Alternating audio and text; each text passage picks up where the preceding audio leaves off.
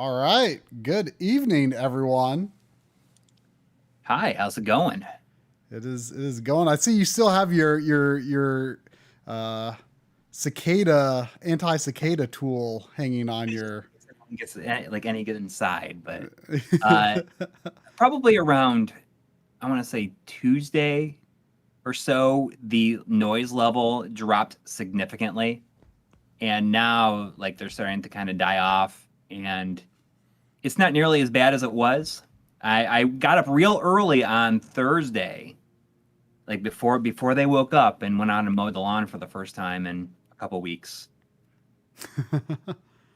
and all my batteries died for both of my mowers, or like both my batteries died for my mower because it has to work so much harder when the grass is longer, so the batteries drain faster. uh And I missed like the last like little patch, so I had to wait for them to charge for a little bit and then go out and do the rest. And then I weed whacked afterwards, and they were starting to come out, and I took the weed whacker to a couple of them. Man, I tell you, between unmowed grass and the cicadas themselves, I think Sandy would be very, very unhappy. Up there. Just 2 days ago, I totally forgot about this from last year. She did this last year, and she, I was working upstairs, and she comes upstairs, and she is like, kind of like getting like on the other side of my chair from the stairs, and like looking like at the stairs, like very sort of like, oh no, kind of worried looking. And I knew immediately there had to be a fly downstairs, because she did that last year where she kept like coming to me like, there's something in here and I don't like it. I know, Sandy. I'm telling them all about you. Yeah. But she last time there was a fly, like last summer there was a fly. Yes, I know, Sandy. There was a fly stuck in the window that she looks out front. And she like just kept coming to me like, do something about this. And I never even saw the fly until I was eating dinner, but and I did get it, but I knew it. That's what it had to be. But I can only imagine, like, if she hates flies that much. She hates flies that much. Cicadas, man. Cicada and eat it, probably. Huh? She'd probably easily be able to catch a cicada and eat it, because it would probably just let her eat it. Because they're that slow and stupid. They're that slow and stupid, yeah. Yeah, I mean, I don't know. Maybe bigger ones wouldn't bother her as much as a fly does.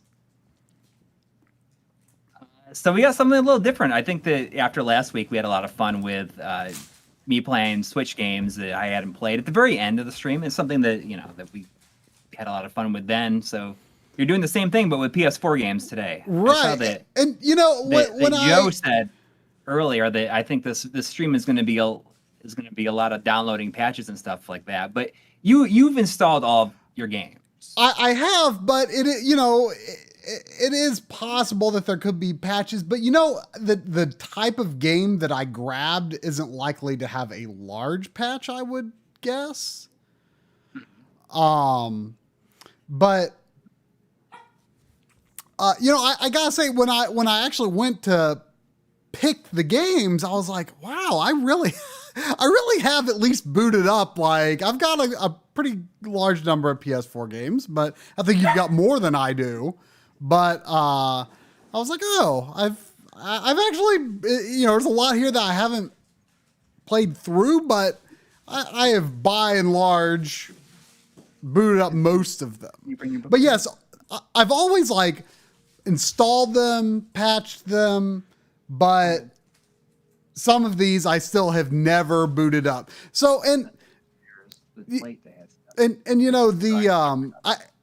was like half tempted, like, should I add Switch games to the mix? But no, I said last week I was going to do PS4, so I decided to stick with PS4 games. But the thing is, like, you were pulling off of your Switch shelf like a lot of retro styled like 2D games that were really quick to boot up and get into. Yeah. You know, games like that ever since 2017, when they're multi-platform, I've generally bought them on the Switch instead of the PS4.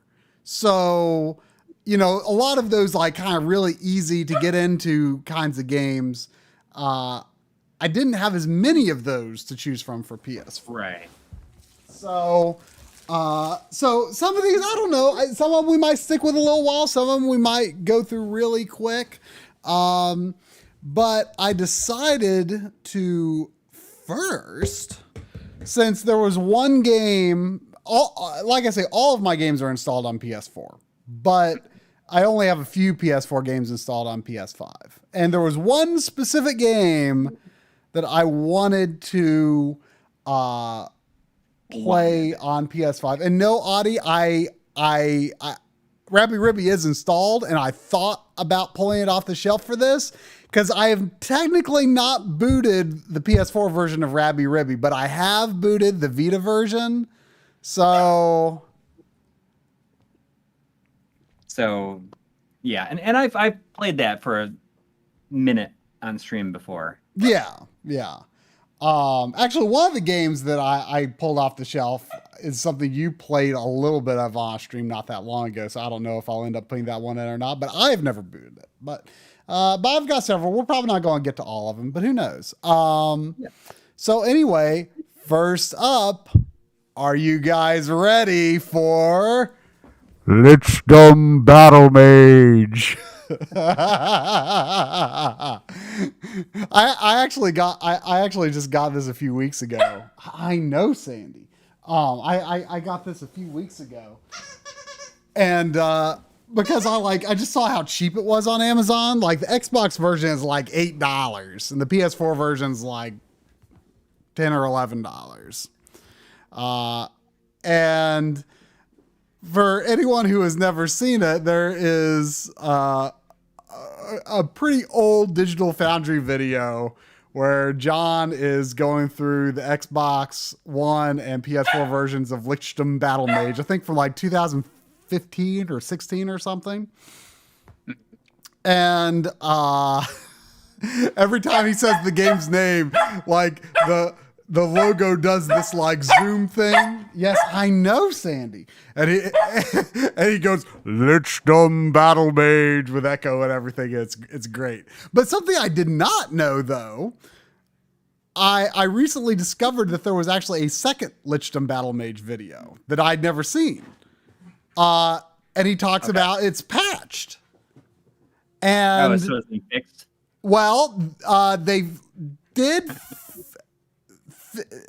They fixed the PS4 version somewhat, but they did a lot more, I think, to the Xbox One version, where it now has a 30 FPS cap and generally sticks to it.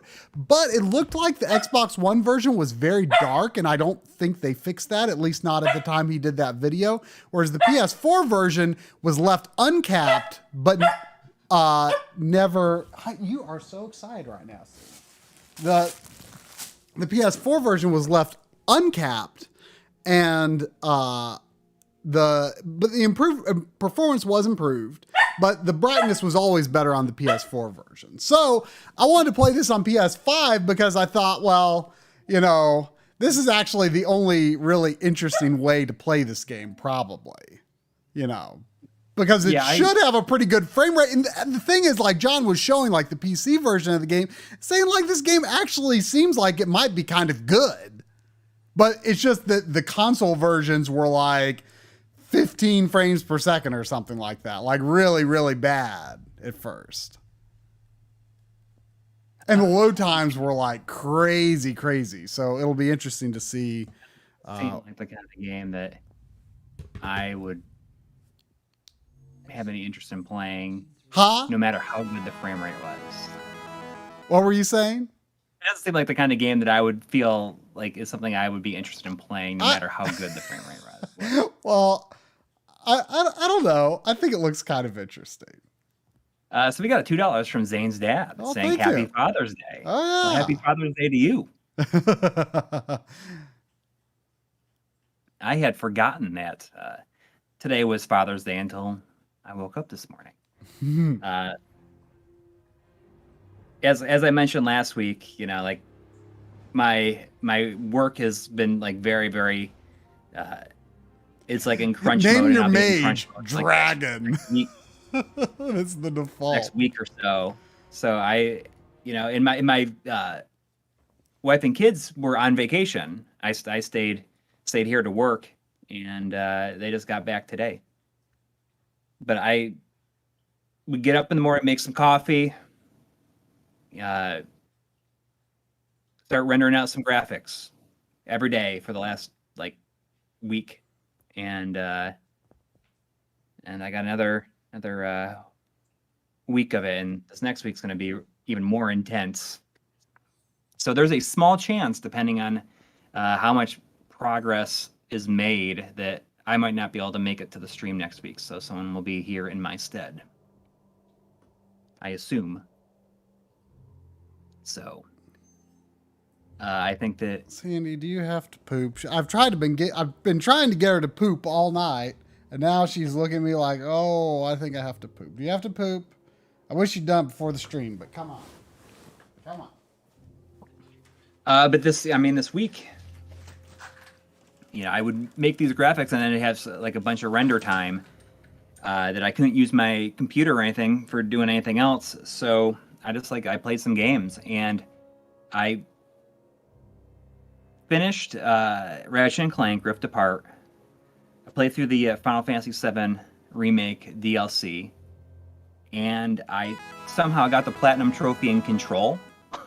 There's $2 from Chris Pratt saying Happy Father's Day, guys. Thank you. Thank you. And, you know, I didn't expect to enjoy Control as much as I did. I didn't know anything about it except for like maybe one trailer that I've seen, but generally I like everything that Remedy makes. You know, even though it gets a little, like, sometimes they get a little tedious with like cheap deaths towards the end of the game. And Control was no different, but there's just something about the weirdness to it that I really, really liked it a lot. And it got me just thinking about how the weird, like the weird ideas in a lot of Remedy's games, like especially like in Control and Quantum Break and stuff like that, it got me thinking about like some of the weird ideas that are present in like some Christopher Nolan movies. You know, so like maybe Sam Lake is the Christopher Nolan of games. Maybe that's a weird thought that I had about it. You know, like thinking, you know, just like Control and Quantum Break, you know, time travel and stuff. It just made me think of like the weird ideas that exist in the real world, or that exist in their worlds, but are just kind of like slightly outside of the public consciousness to it. And we're going to skip the cutscenes on this stream in general, I think. But yeah, I really like Control. I was not expecting to like it as much as I did. And you know, I really like Alan Wake, but I'll tell you, as much as I liked it, it was the overall idea and kind of this acceptance and embracing of the Remedy connected universe that got me really, really into it. Because, you know, all the games have different like slight, like, just references to other games, but this is the first time, like, straight up, like, a direct connection to Alan Wake. And, you know, I'm playing the DLC now, and I'm just doing the like the AWE, which, like, Alan Wake is straight up in it. And I'm almost to the end of that DLC.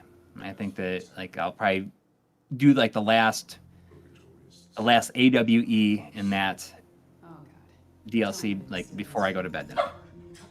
But it's cool because I loved Alan Wake a lot, and it's very cool to be able to see like that continuing, and these characters just knowing who who each other are, or like them, like people talk about how they've heard of like Alan Wake and everything. It's just like it's starting to make this big cohesive world that was only alluded to in previous games.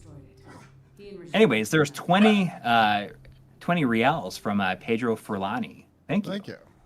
Saying I was fine with emulators, then I watched your content, and now I'm broke. A broke, happy man with original hardware and the best image quality. So thanks a lot, and keep up the good work. Well, thanks. I mean that's pretty exciting. I mean there's nothing wrong with playing however you like, but playing on original hardware, a big part of the appeal I find is just is messing around with it and getting it to where you want it to, where it's just like making the setup you want to make, I guess. Sandy thinks this looks really exciting for some reason. She is just running back and forth and barking at the TV. I don't know what it is. So like hand simulator. Is it the hands? Does she like the hands on screen? I have no idea what it is about this game that's got her excited. There's also $5 from Rad Ranger saying Happy Father's Day. Thank you. And there's also $1 from Chris Fratz saying if Triver streams Halo, I'd be down to co-oping it with him, even though I'm kind of a nobody in this wide internet, so I doubt he'd say yes. I mean, it's certainly possible, especially I think that I was gonna play at least the first two with you, but I mean, I'm not sure if you were gonna do that in person with drum or something like that, which is also another option. But when you get to 3, then it has 4-player campaign co-op. So that would be kind of a cool stream.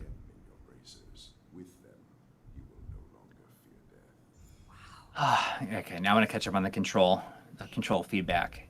I mean, control at times, it's so chaotic that it can be very frustrating, I think. You just get hit from off screen and you're dead and that's that. And, just due to the way that the game plays, that happens a lot. But, it was the weirdness of the story that just really got me invested. And it doesn't totally explain it. I mean, there's a lot of reading material in it, and there always is a lot of reading material. So you've got to put in that extra effort to kind of understand what's going on. Me, on the other hand, I'll just collect them all and maybe read a couple of them and then watch a video summary afterwards. Watch a summary of what? Of the certain plot elements in certain games, like I was just talking about Control. And how it's so weird and bizarre, and there's just some interesting plot elements that I don't fully understand. So the game gives you a ton of reading material, more so than you spend almost as much time reading stuff than you would be playing the game, basically. Huh.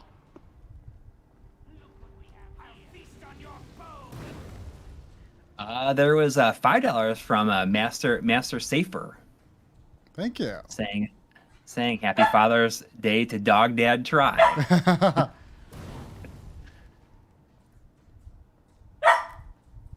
And $10 from Shinjan PV. Thank you. Saying Happy Father's Day, Corey. Either of you planning a replay of the 2D Metroids before Dread in October? Ooh. I mean, probably not. I played through Super several times. I mean, more than 5, less than 10. But I don't know. I wasn't super big on Fusion. I appreciate it more on a replay than I did the first time. Yeah. I mean, I think that one of the big reasons I maybe didn't care for it nearly as much is because it came out the same day as Prime, and Prime was such a good game and was more what I wanted out of like that Metroid atmosphere versus the space station atmosphere in Fusion. Yeah, I mean, isn't it ironic? Like, people were so mad about Metroid going first person, and then it turns out that the first person game was actually designed more like a Metroid game than the 2D game. Yeah. Joshua Helmicke is asking, so Alan Wake, Quantum Break, and Control all place in the same universe, and they do, and even Max Payne exists in that universe as well. Why can't I? Although the way, like, I probably misunderstand it, but Max Payne is kind of willed into reality is based on one of Alan Wake's characters that Alan Wake writes in his has made books or has written books about.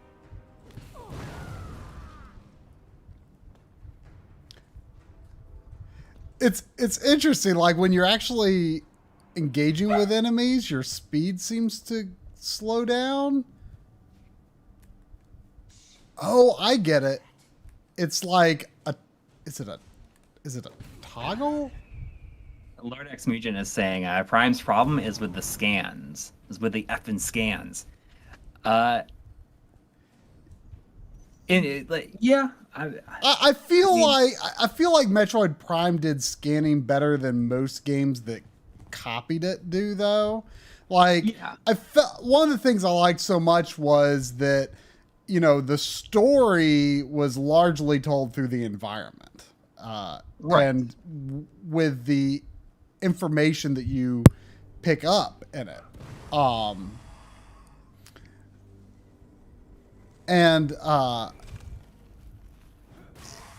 know, I feel like a lot of games that then is like, oh, we gotta have you scan everything.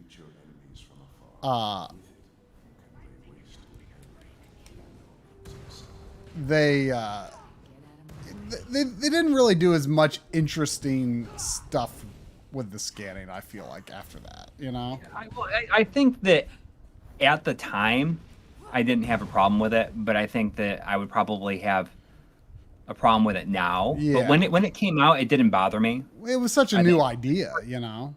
Yeah, I mean, it just like it just didn't like affect, like, I did not feel like it was detrimental to the game at the time. Mm-hmm. Zero Mission is really good. I mean, I would say that Super Metroid, Metroid Prime 1, and Zero Mission are the best games in the series. I'm surprised I've only played Zero Mission one time. They might be the only truly excellent games in the series. You know, I feel like Prime 3 is really underrated. I've only played it the one time. Prime 3 is definitely a huge jump, and it is a huge improvement over the second. Yeah, Prime. 2 is a disappointment for sure. Well, but it almost felt like they didn't even want to make Prime 2. But I think 3 is really underrated. I mean, like I say, I've only played it the one time, but I did like it.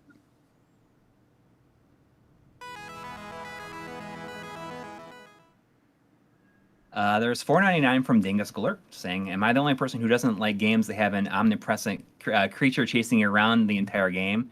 The only thing I'm dreading about Dread." And you know, I'd agree with you. I get the impression that they felt the need to have this thing chasing you because it's, you know, it goes back to like a gameplay idea that was introduced in Fusion. So they said, okay, well, if this is going to follow Fusion, we want people to think of Fusion, I guess. The people that really, you know, that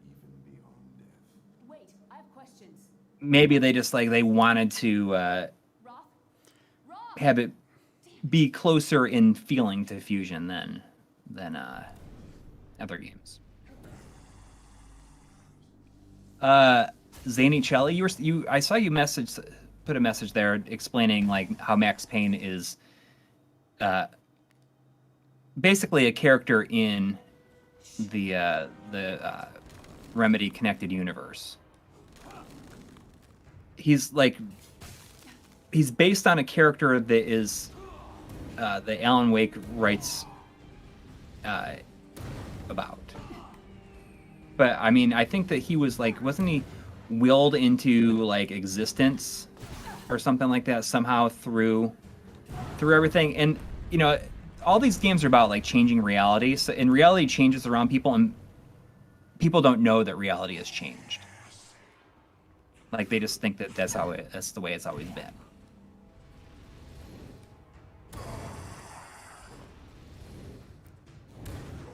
Oh, I see Smoke Monsters in here. Good to see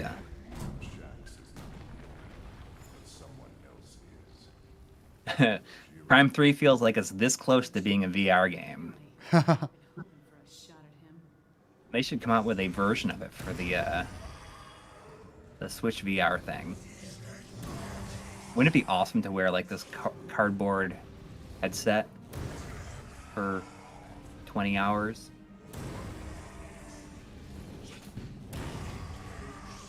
See, I don't know what it is, but sometimes I just get a hankering for fighting some really generic skeletons, I guess. I mean, this.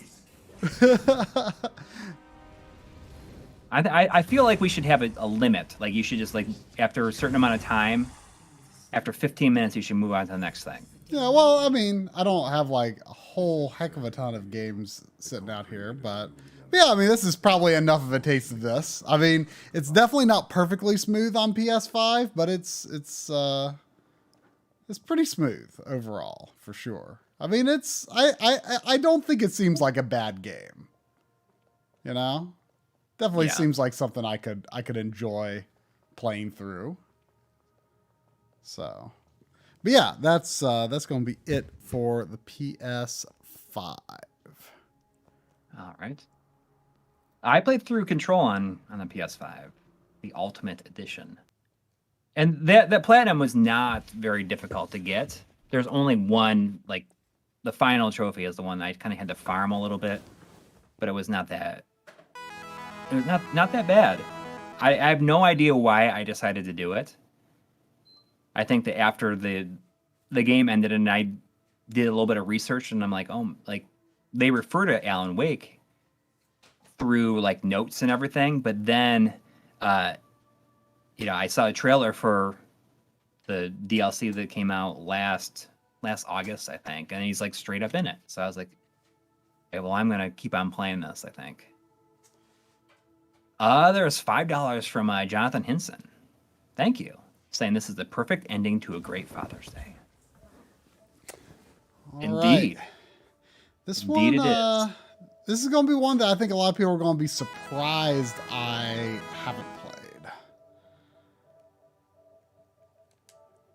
played. There's 2790 reals from Zany Chelly. Thank you. Thank you.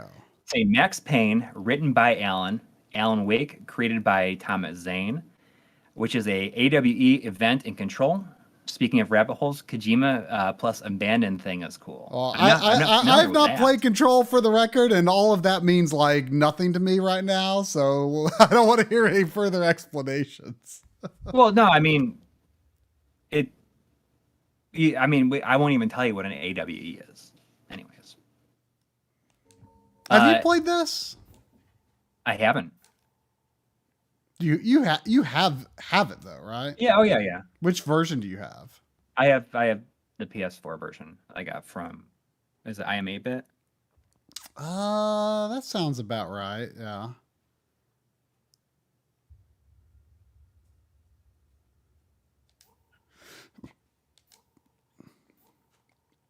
The developer behind this is working on a 3D game now, I think. Wasn't it one of Sony's or Sony or Microsoft's one of their pre-launch events, I think. Maybe.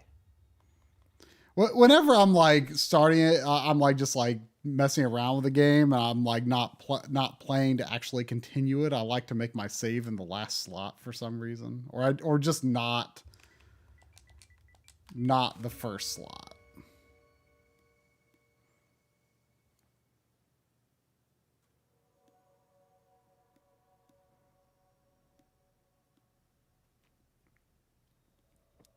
Yeah, I mean, I feel like these are one of these games that like this is a game that I can't believe I haven't played yet.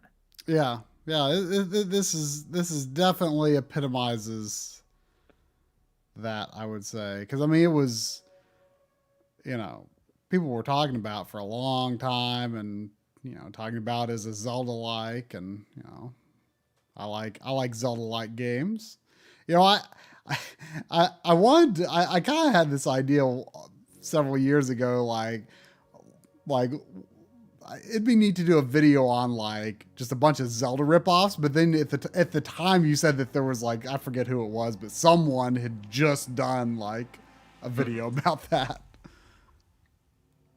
Oh yeah, yeah. I mean, there's probably several videos on that subject. yes, yeah, and there's a lot of doing such and such game, so and so popular game ripoffs. Videos are very very popular. Is someone who has not really played much Another World, like would it be accurate to say that this Kai has a little bit of Another World aesthetic? No, I don't think so. Like the flat shading, like that shot right there of like the running, sure, but no, I wouldn't. I don't see that.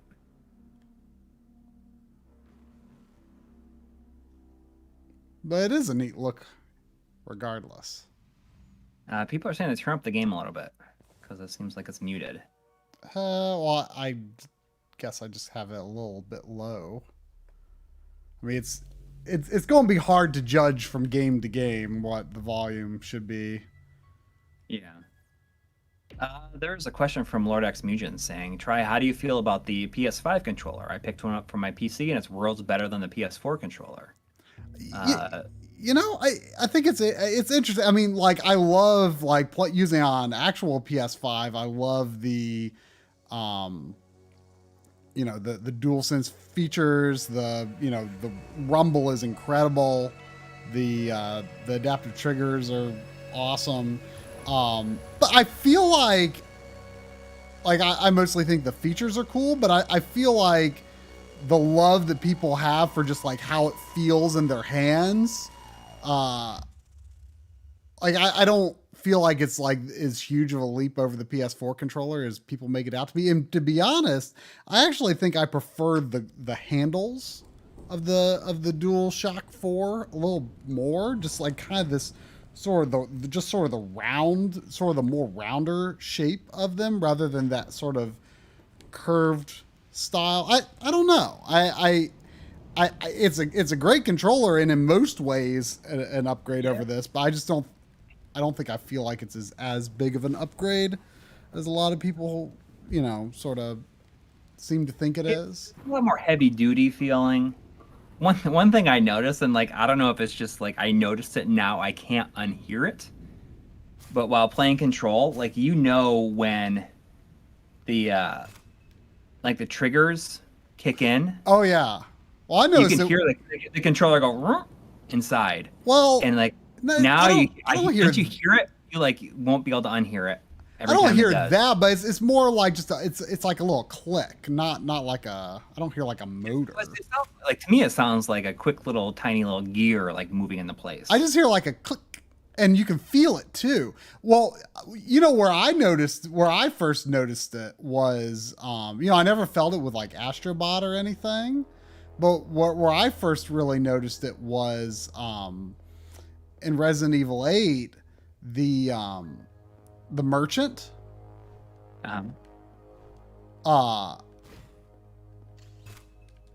he like you can't shoot at him. So anytime you move the camera like past him, you can like hear it and feel it like engage and disengage.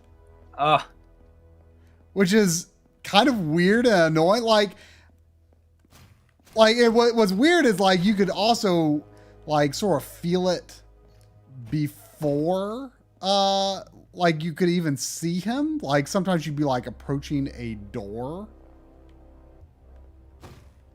and like you would feel it disengage because he's like behind the door. So I'm like bleeding or something. You don't even think about would ever be in like noticeable or an issue. And it's I wouldn't say it's an issue. It's just like a reality of the technology. Right, but the thing about the situation in Resident Evil 8, oh, okay, that's probably gonna stop me from bleeding.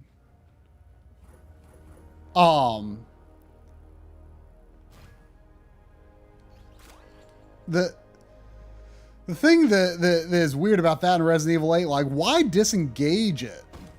Why disengage the adaptive trigger when you're passing in front of the merchant? Why not just leave it on, but just like not let you shoot him, you know? Yeah. Oh no. Oh. I don't know.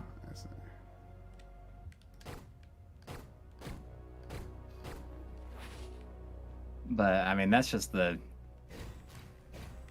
never noticed it until I play Control. I'm surprised you didn't notice it with Ratchet and Clank too. Man, I started playing Ratchet and Clank yesterday, and like it's interesting because like the guns like all feel different. I love the adaptive triggers for that game. And not just that, but like the hitting enemies charges guns, okay.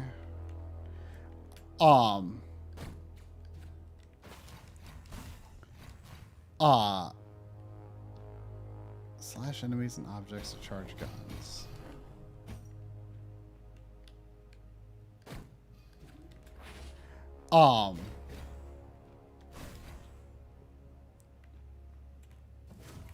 But like the haptic feedback is very, very impressive.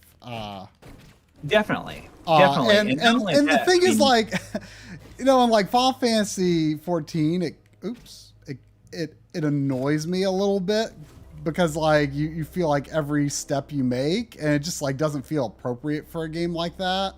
But like in Ratchet and Clank, like it's kind of amazing and also much more tailored to the experience than the implementation in Final Fantasy 14. Control has that too. I mean, Oh really? I mean, I've got the Xbox version. Very, very subtle.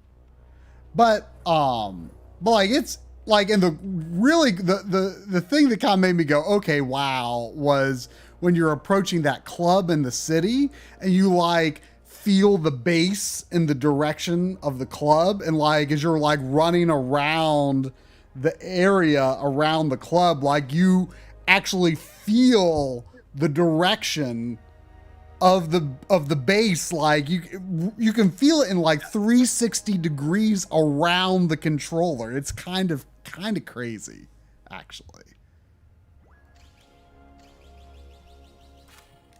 There was $5 from Mega X6. Thank you.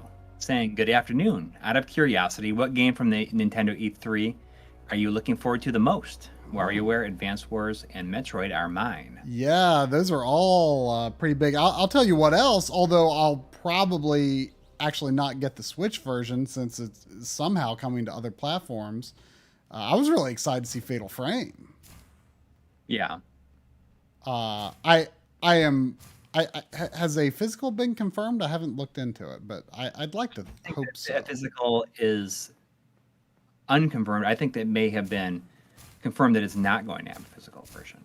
Really? At least, yeah. I mean, that would be hugely disappointing. I mean, I feel like surely there's I feel like they should make one because a lot of people. Yeah, I mean, it's a big deal that the game is coming back at all.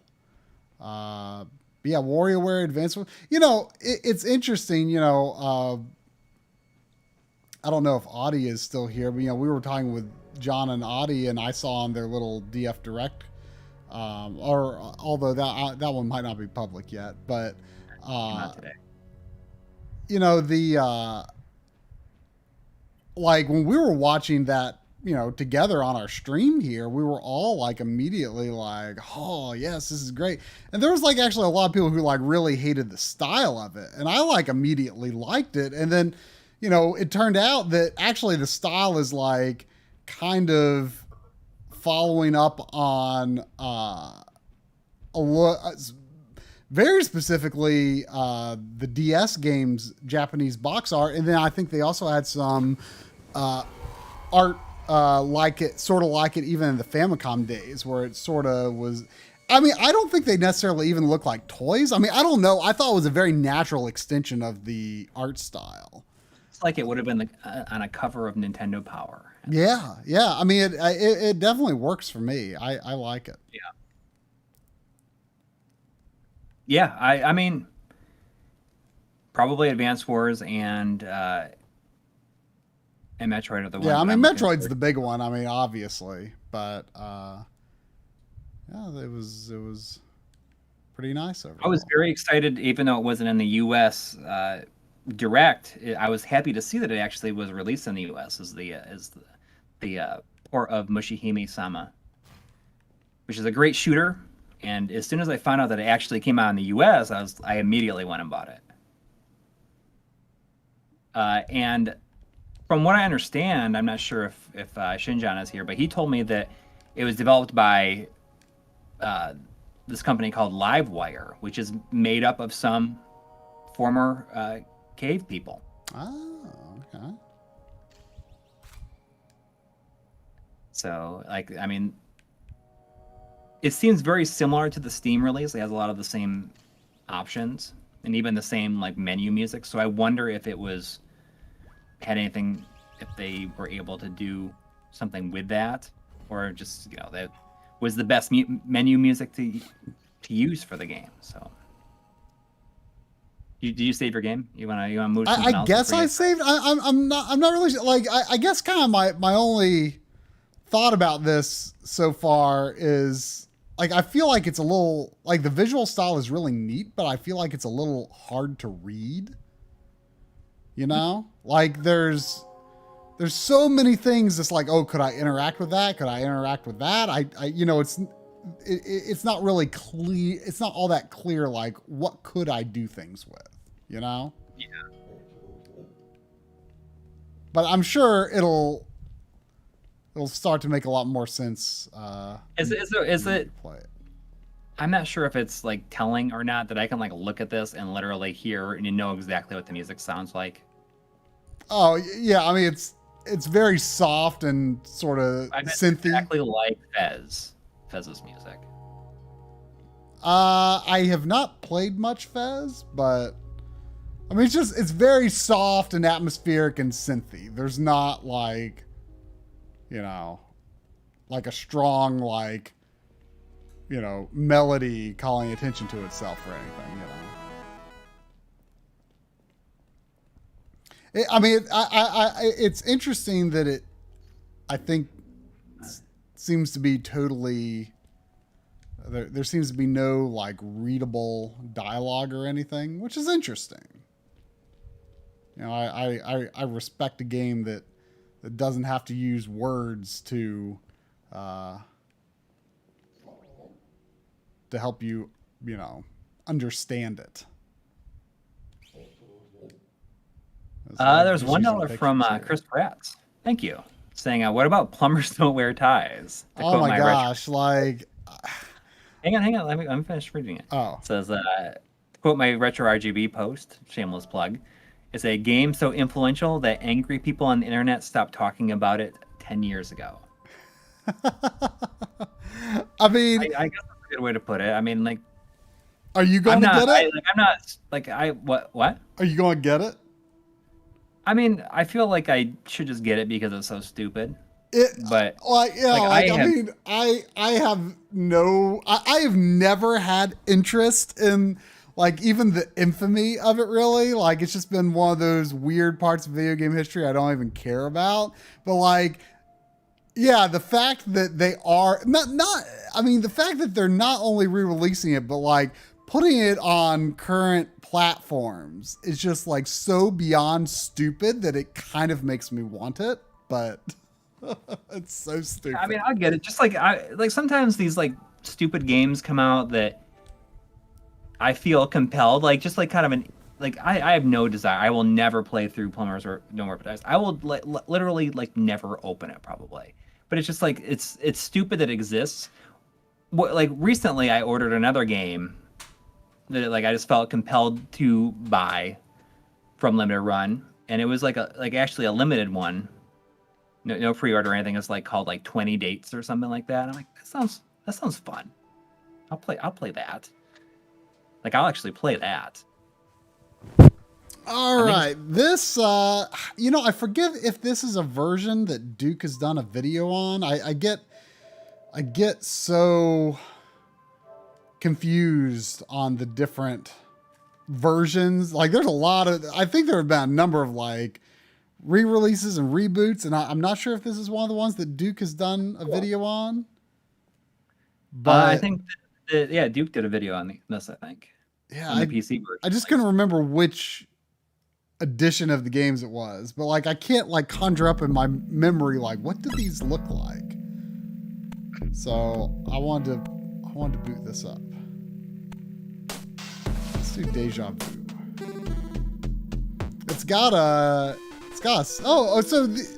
I thought there were that's right. I forgot. These are just the NES versions. For some reason, I thought these were updated in some way. No, I don't think so. Because they have. See, I think I had this confused with like maybe that Shadowgate Rebirth or something. That's right. These are just the. There's actually. Have a filter over it. Feel like I see scan lines there. Well, it's interesting. It's not really scan line. It's non-integer scaled though, which you can tell from the pattern there. The pattern around the window. Yeah, you can instantly tell because of that. It's not integer scaled. But hold on, could there be the text not look great? Scaling. Oh, well, there it says. Well, okay, let's. Oh, this is interesting. Okay, let's totally turn off the filter and let's see what we got on scaling. Terminal. Oh, there's 1-to-1 integer, but it's not, right? Oh no, it looks okay. Well, it looks better when you do that. The border is not integer, but the game appears to be. Can you turn the border off? I'm not seeing that option. So, and then this is integer 4.3, but it's a it's not interpolated horizontally. Stretch 1.1, that just makes it bigger.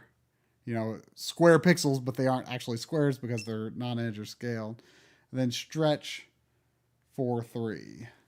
I think that was the default. I mean it's too bad the CRT filter doesn't quite blur it enough to get rid of the non-integerness, but it's actually interesting that the CRT's on by default, and it's got a bit of noise to it, so it's interesting. It's got a little chromatic aberration to it. That curve is a little extreme. There's $5 from No Way. No way. No way. So they're really enjoying these backlog playthroughs, boys. Keep them coming. Well, I mean, I think it's something we should do definitely more often. This is the opposite though. Like our normal streams are actually quite often actually backlog progress, Yeah, but I think this is. This is more like sampling games that might make you think like, oh, I might feel like playing this soon. Yeah. You know, one thing I will say about this, you know, even though, you know, it's just using the NES graphics, like you can, oh, cool. You can even use the touchpad. Oh, that's cool. Can you actually use it to click too? You can actually use it to click. That's fun. I wonder if you can play this with a mouse hooked up to the PS4. I mean, the touchpad is a little hard to use, I would say, as an actual mouse. But you can use, you know, the analog stick, and it feels way nicer than just using like the D-pad on the NES. Like it's faster, a lot faster. I see that Jordan Houghton in the chat is saying, just come in. How is the 8-bit version of Shadowgate playable on PS4? And this is the 8-bit Anthology on the PS4, as Deja Vu, Shadowgate, and Uninvited on it. Available on the PlayStation Store. And you're playing the limited run physical copy that came probably about a year and a half ago or so now. Well, I mean, I think this is kind of interesting. Like,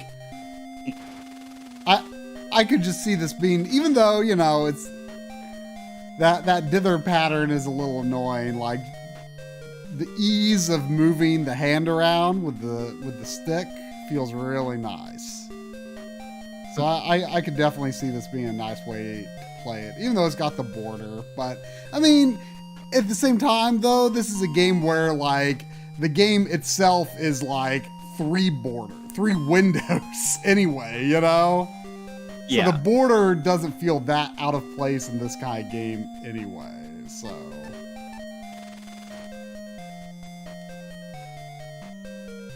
Yeah, I'm pretty sure the 8-Bit Duke did a full video review of this. Yeah. Because he's really big into the point and click. Oh, yeah.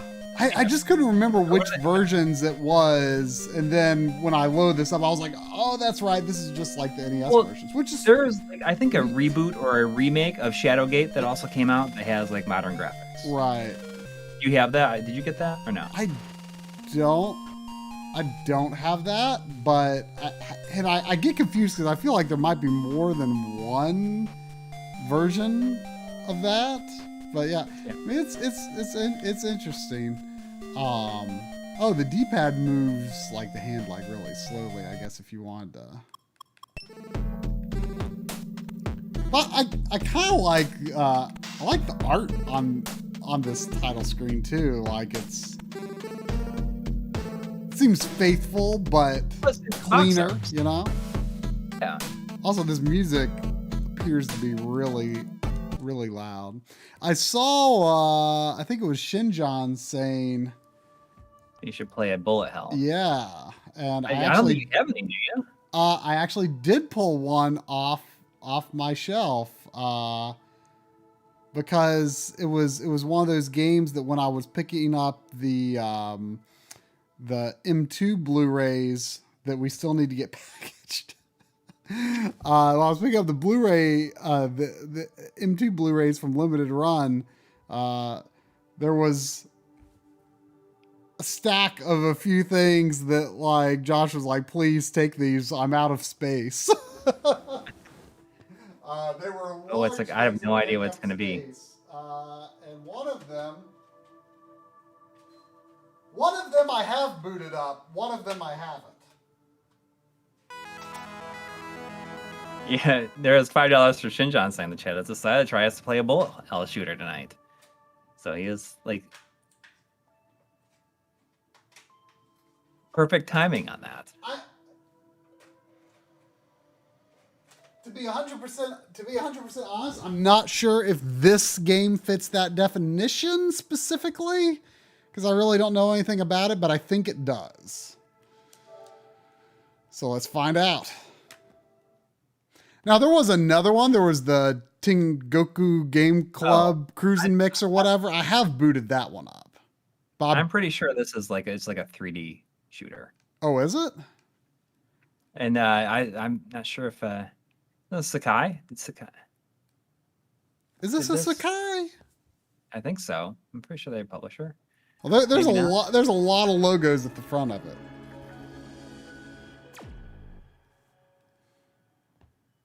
Maybe not. I thought they. Let me look at the box. It's a twin stick shooter. I think it's like 3D.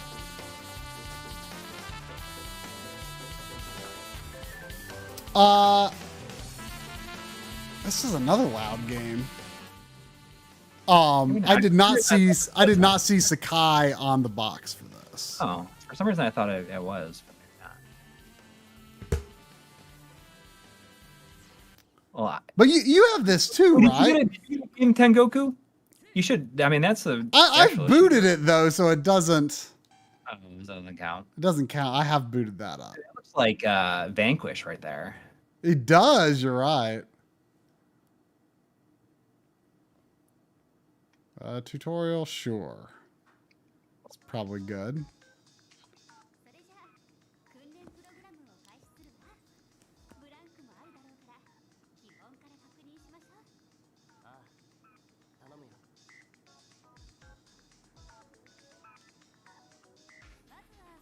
I mean, I've never played this either, so I can't tell you anything about it. Yeah. It came with a big art book, though. I mean, it came in a huge box.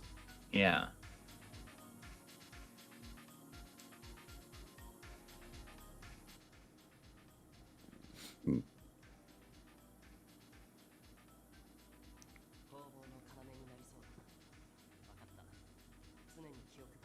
It has to get through the characters' voiceovers.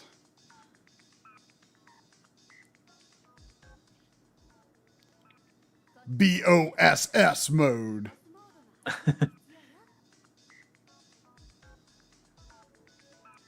Yeah, I mean, I like twin stick shooters, but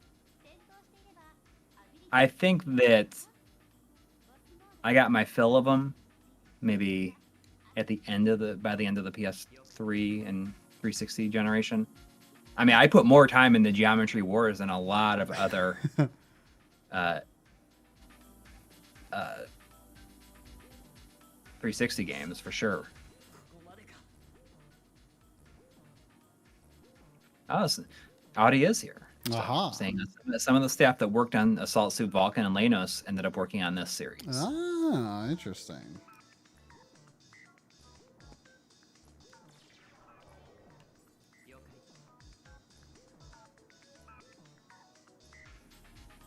Nam Omar is saying it's a fighting game more than a shooter. Huh. I mean, I can kind of see that with like the two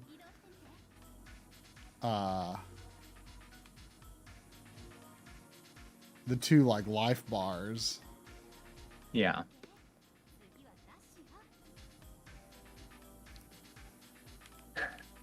I think that we could likely do like a stream like this once a month if we wanted to. Until we run out of stuff that we haven't played. It doesn't even have to be like PS4 stuff. It could be stuff that we have like on other systems even.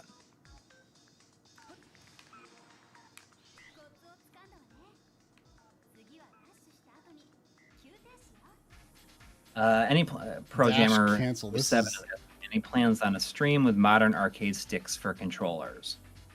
Not off the top of my head. I mean, I've done like Neo Geo stuff before, some arcade, just like regular arcade stuff, Super Gun, but it just depends. This game looks like a don't get in my comfort zone simulator. Oh, so main attack is X, so I don't know if this really is twin stick. Yeah, I would just skip it and just like kind of learn as you go. This is a lot of time. Yeah, this is going to go on forever. So, yeah. We will be when I get through this crunch time, like we have my work. We are planning on doing like a So there's a story. multi-day stream playing It Takes Two. Yeah.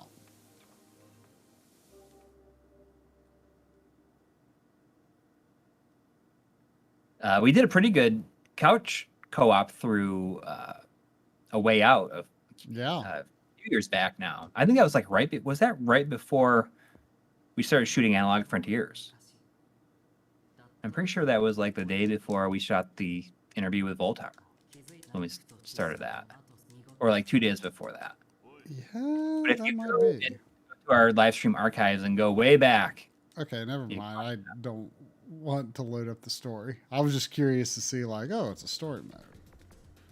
and that was a really fun stream because we had no idea what to expect, and it's gonna be the same thing with It Takes Two. Like I saw that reveal trailer and I don't remember anything about it. I just remember maybe the characters look a little weird, but I can't even tell you what they look like. I have just reached that point where I am like not looking at anything beyond like the first reveal and deciding, hey, I'm like, this seems like a kind of game I would like and would like to buy. I mean, Ratchet and Clank, I did not see a single thing about that game since it was like first revealed. I played through Control. I did not see anything about the game until it was revealed for the first time. And like and I have to say that not knowing anything going in and not having any preconceived ideas of what our expectations for a game has been rewarding in its own way, because it's like playing games when I was a kid, and you know, maybe you'd see some screenshots in a magazine, but other than that, your first experience would be not seeing videos or video reviews or anything like that. It would just be the first time you played it. Yeah. And maybe that makes me like certain games more than normal. I don't know.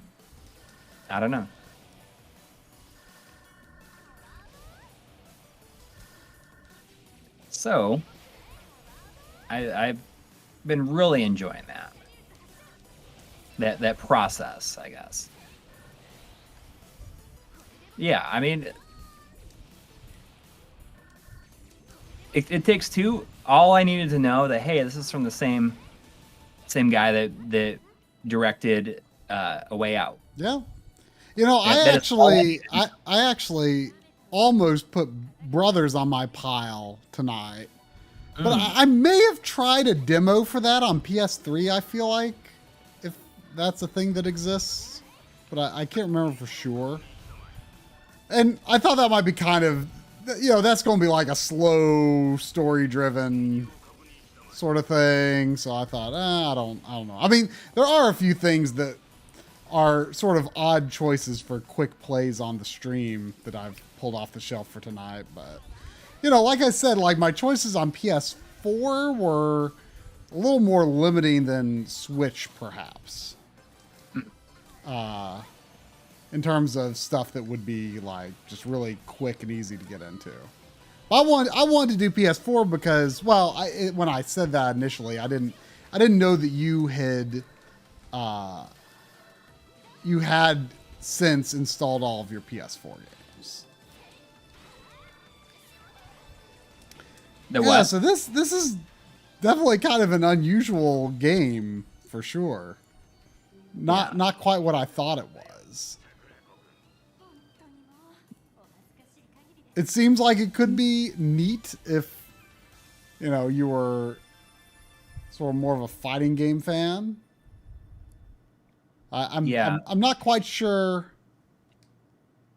how I'll really feel about playing more of this. I think it looks interesting, but yeah, I don't know what I think. Robert Carlson is saying, Robert Carlson in the chat is saying, I sometimes find that if I play a game blind, I enjoy it less than I would if someone who loves the game has articulated its main appeal. Lets me know what to look for and what to ignore. I could definitely see that, but I think the thing I'm enjoying the most about it is that I'm not pretending. I mean, I'm not like trying to force myself to like something that I normally would. I feel that my reaction is more authentic. Well, and you know the thing is like when you know I can understand what he's saying, but I think you run a greater risk more often of people saying like, oh, here's this really bad flaw with this game, and like I feel like a lot of the time it might be something that wouldn't have bothered me at all if no one had ever articulated that to me or I hadn't read that. But then like it's like on my mind it's like, oh, like should I be annoyed by this? Like, you know, it's Yeah. but like if I hadn't heard that, like it wouldn't have colored my perceptions, you know?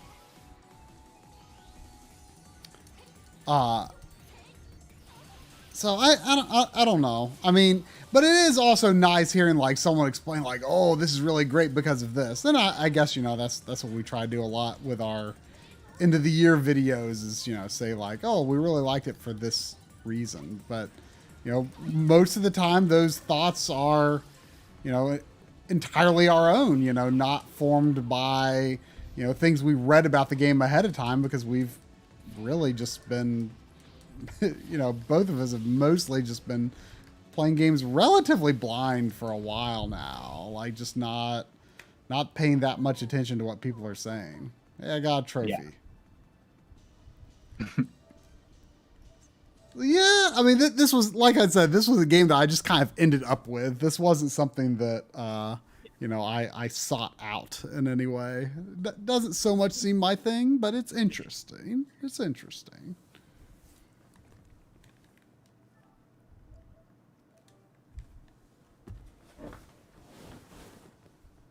Oh, what's it going to be next?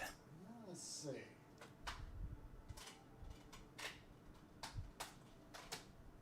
Let's do this. I bet this. Oh yeah, I see it. I think I always thought that the original script for Final Fantasy VI was great. Yeah. It's I guess that there's like a retranslation. Maybe that's what it is. That the divergent paths. Like maybe so, but I think that I think the original was really good for its time. I mean, you know, they had a lot of limitations they were dealing with. I don't remember anything. I mean, it's certainly better than Breath of Fire 2, which I felt was basically unplayable. I mean, I like Ted Woolsey. I've generally liked his work. So this is a game I know very little about, and you know I didn't want to deal with the PSVR tonight. There's actually a lot of, if I wanted to do just like PSVR games I've never booted up, there's actually quite a bit of those. Ooh, this has some screen tearing. There's $5 from Eric Benoit saying, "Hey Triforce, I'm playing Ape Escape 3 and I'm liking it a lot more than 2. Is 1 your favorite? But do you like 2 more than 3? Which one did you end up liking? I mean, 1 is my favorite. I thought 2 was a bit too much more of the same. Like 3 definitely got a lot more creative with some of the scenarios it put you in and stuff. And it also has like the transformations, which is kind of interesting. I would probably rank them 1, 3, 2, but I still liked 2 quite a bit. I mean, 2 plays more smoothly than 3 for sure. But 3 is definitely a lot more creative. Yeah. So the only reason I really got this was like, I want to say like maybe the second PSVR game that Limited Run did. It was pretty early in their VR stuff, and I was just like, oh, that's really interesting. I want to get some of their VR stuff. Done. And I mean, You know what? I see this, and this makes me think of the light cycles in Tron. Is it similar to that? I wonder, because I could imagine enjoying a VR Tron light cycle game. Laser guns allow you to change the color of the ball. But this does not look like. I mean, it's definitely got a Tron aesthetic. It's not looking like it would be like a Tron light cycle. But seriously, like, has nobody made a Tron light cycle VR game? And if not, why? Like, that sounds pretty awesome, right? So I guess the ball like moves slowly if it's not on the right color of path. It's just a puzzle game. Basically. I can see it would I can tell it would probably play a lot better with VR. Because moving these laser sights with the sticks doesn't feel as responsive as it needs to be. Joshua Helmicky, I think you can you like click those little dots next to your message to the right of your messages, and you might be able to remove posts? Oh, it kind of... You don't have to be like dead on the ball.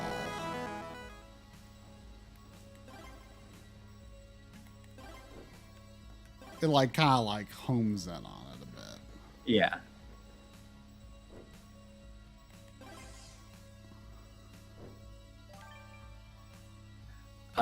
There's $5 from Chris V. Thank you. Saying finally grabbed Sayonara Wild Hearts because of what Corey said about it. Great choice. And I wouldn't have known about it otherwise. That makes me really happy that a lot of people have bought it because of me doing that video, which is I think it's so cool because I expected it to be like a really unpopular thing that I put in that video. You remember at the time when I was saying like, oh yeah, you were like, you originally wrote that you thought people, you originally wrote in the script like people are going to be annoyed that I picked one of them their feeling games. Yeah, but I mean, it makes me happy that a lot of people have enjoyed it or bought it because of that, especially when they normally wouldn't have. It's a pretty darn good way to spend an hour, I think. Hour and a half. If you really want to draw it out. Alright, take care, Shinjan. Up at 5 a.m. I'll probably begin up at... Oh, I just noticed there's a time limit, so that's... Dude, that definitely makes sense. Yeah. This seems like it would be pretty fun, especially in VR. Yeah, it's very simple, but I think I would enjoy it.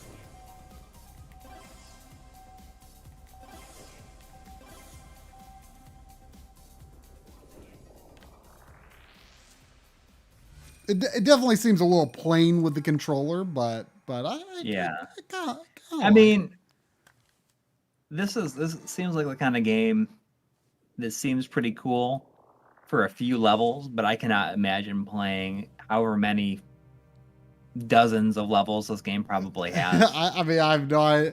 Well, let's find out how long to beat.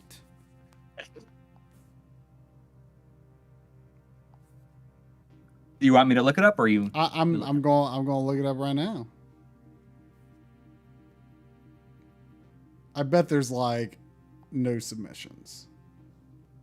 There are no submissions. There's no submissions for this game on how long to beat. I guess people were real excited about it. Yeah. It's pretty basic, but I think I could enjoy it.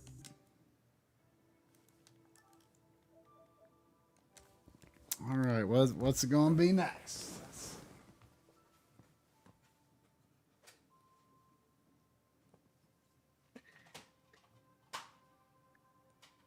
I'm excited. The anticipation reveal of the game is the best part about this, I think. Not the actual playing of the game, just seeing what it is.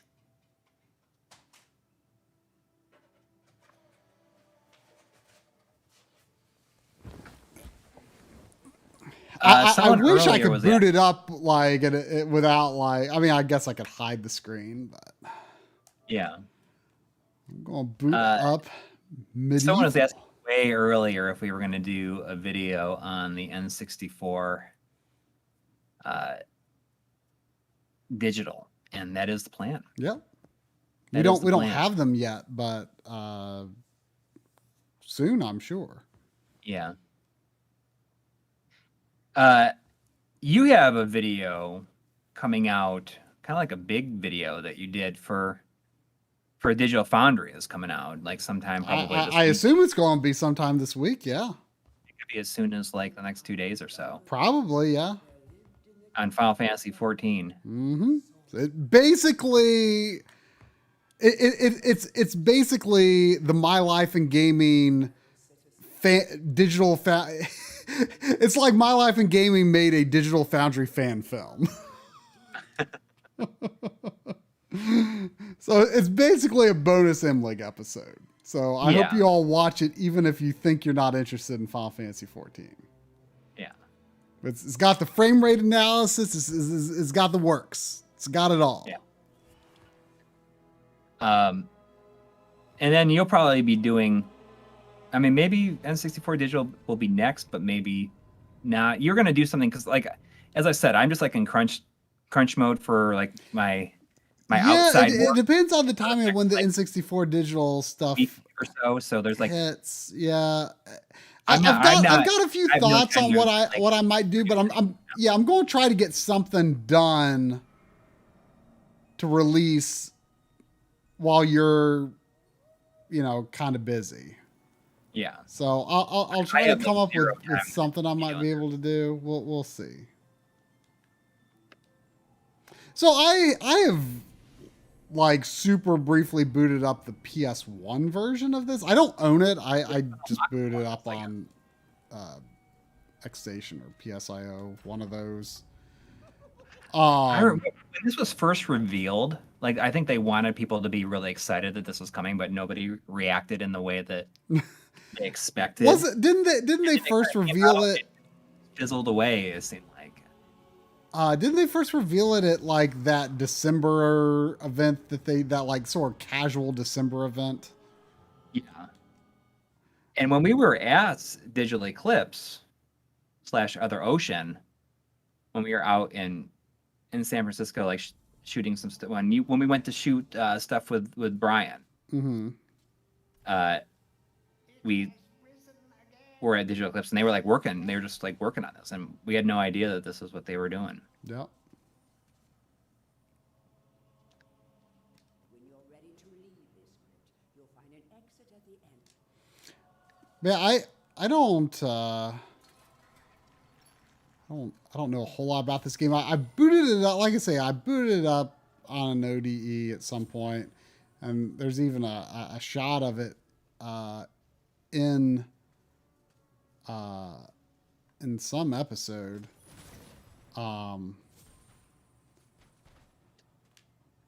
But I don't think I actually went into like a level. His running animation makes it look like the wind is like really blowing him back a little bit while he's running. So he's just like a bag of bones.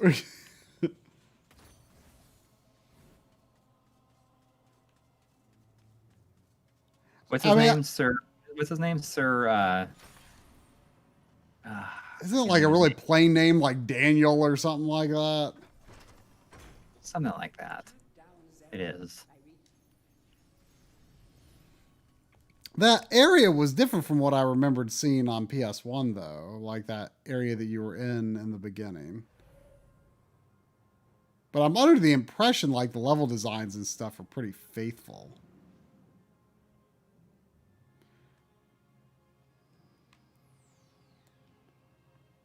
Wait, where am I? Is this where I was? Oh, Dan. Yeah, Dan. It's Dan. It's just Dan. Daniel Fortesque. Dan's Crypt. Oh, Dan. Chris, I am in the. I mean, I say the middle, but I am I'm sure still in the first half, but I have started Shadowbringers. I was playing it earlier today. I just did the first like 8-person boss battle in Shadowbringers to give you an idea where I am in it. Fortescue. His name, I guess his name. Is that how you say his name? Fortescue. Sir Daniel Fortescue. Fortescue. It's gonna. Like, is he in a diaper? Huh? Does that zombie thing in a diaper? I don't know.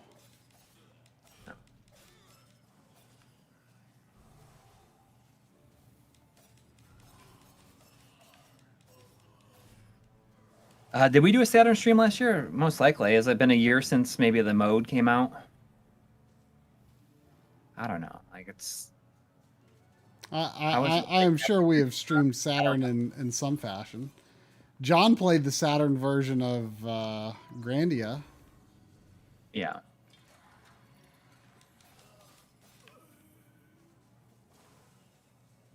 Apparently the original MediEvil was pitched as a Ghosts and Goblins game, but Capcom turned it down. Interesting. I mean, I can definitely see that.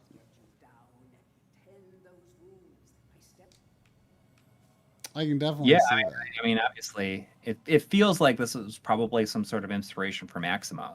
Yeah. You know, the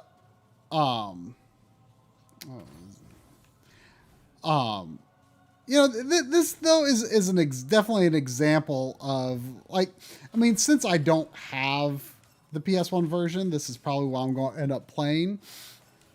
But, you know, I think I've said it before, but like something I think about a lot, you know, with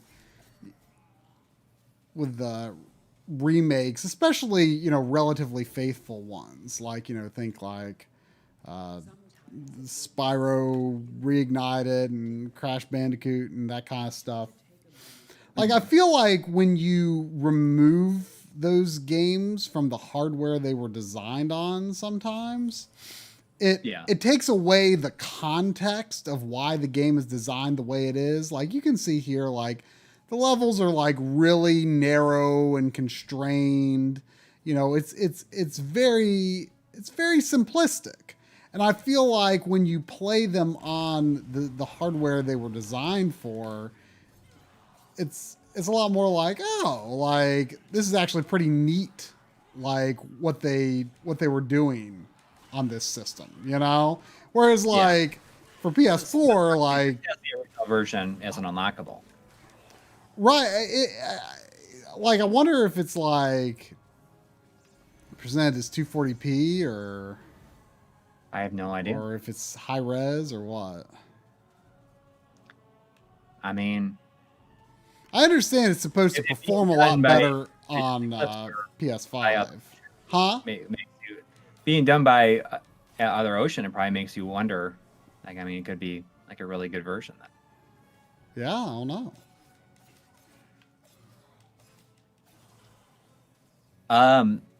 Scott Snyder was asking, do you know if the version of Mega Man The Wily Wars that's on the Genesis Mini is the same as the Retrobit physical release? I'm guessing that it probably is going to be. Yeah, well, I don't know why they'd make a different ROM. What's that? I don't know why they'd make a different ROM. And yeah, and that ROM is probably the same as the Sega Channel one, because that was in English.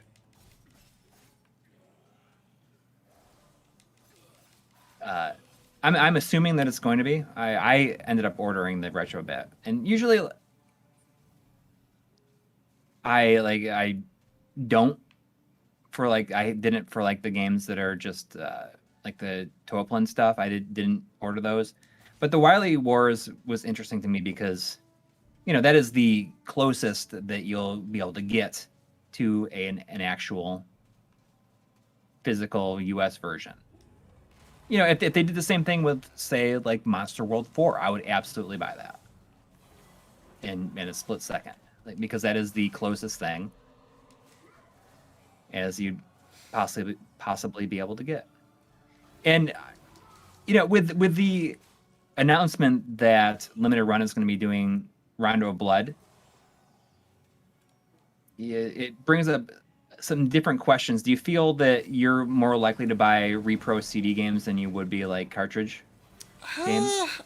I don't know, honestly. Because the thing I was talking about that I had mentioned earlier, or not earlier, like I mentioned the try yesterday, and I didn't think about it until yesterday, thinking about how if Limited Run is doing Rondo of Blood, there is no way that discussion of doing Snatcher isn't happening.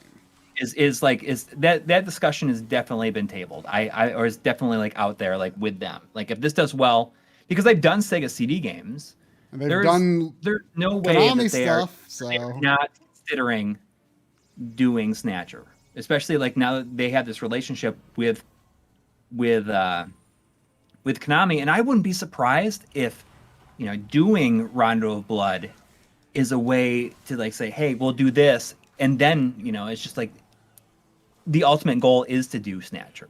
Yeah, I wouldn't be surprised if that is the ultimate goal. But there's no way that discussion has not come up with them, because they have done reprints of Sega CD games. Like I think that Snatcher happening is probably very good. I mean, I'm saying that with no information. I just think that is definitely something that is on the table.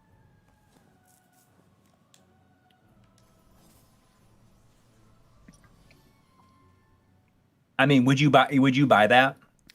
I mean, I'd kind of feel like I have to, but I would say that if they also had like a Switch or PS4 or whatever port of Snatcher in English, I would probably just get that and not the Sega CD one. Because like I would have no real interest in ever actually using that Sega CD disc in that case. Right. I get that. So I would probably get like the physical on another system, probably. Right. But, this is a simple game, but I could see it being a fun thing to play when you just don't want to play anything too complicated, I think I can enjoy that. All right, what's it going to be next?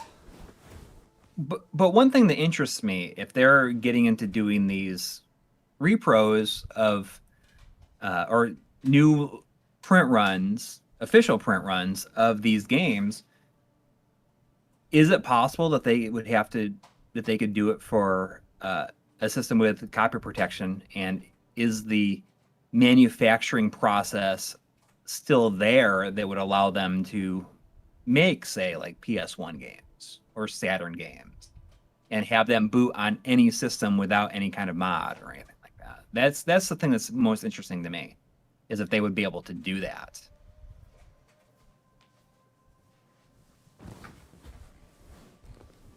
I guess that is kind of interesting now that you mention it. But What? that they can do that.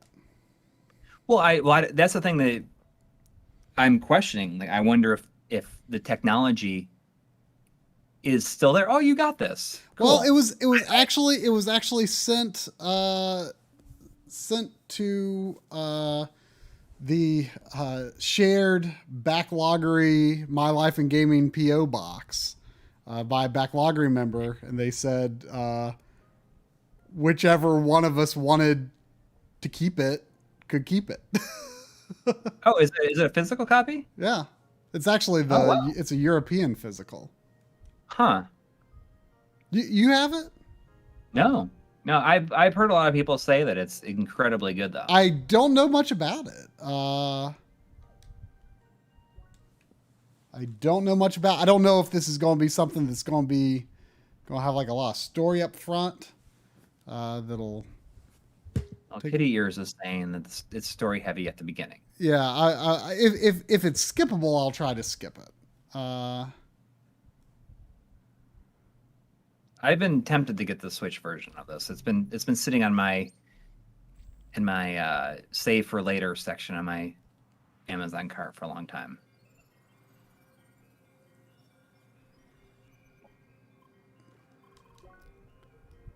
Oh look!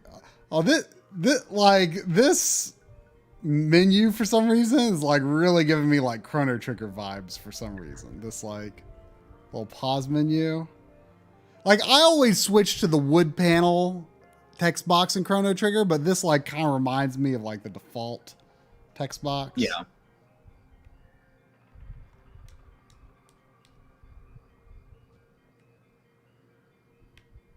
I'm trying to figure out. Oh, okay. I do have to use the stick. I was trying to figure out like am I locked to 3 directions or not? Like it looks like I can make kind of a good bit of a circle, but it also kind of feels like I am locked in directions.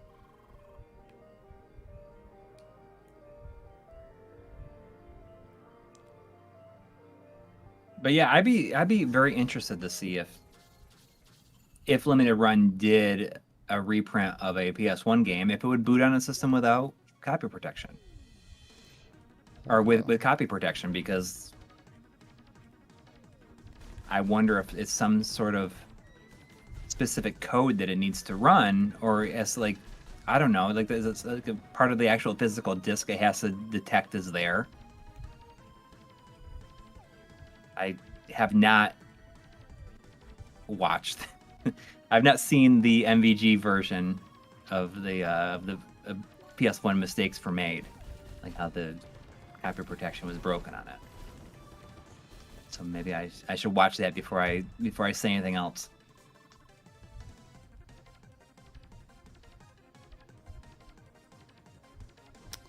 This does seem pretty cool.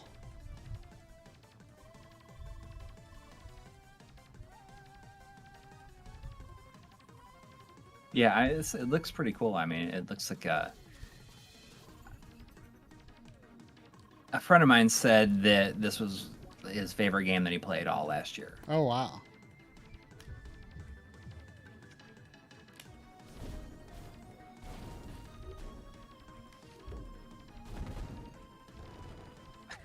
We already went. We opened up the stream with a cicada update about how they're getting to be much more manageable now, and that I took out my frustration on them a little bit by like hitting a couple of them with that flew at me first, by the way, with the weed whacker.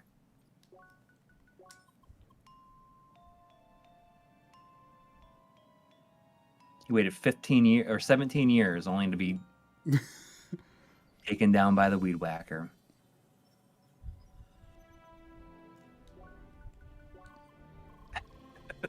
No, it's fine. I mean, you know, I won't have to think about him again until I'm 60 years old.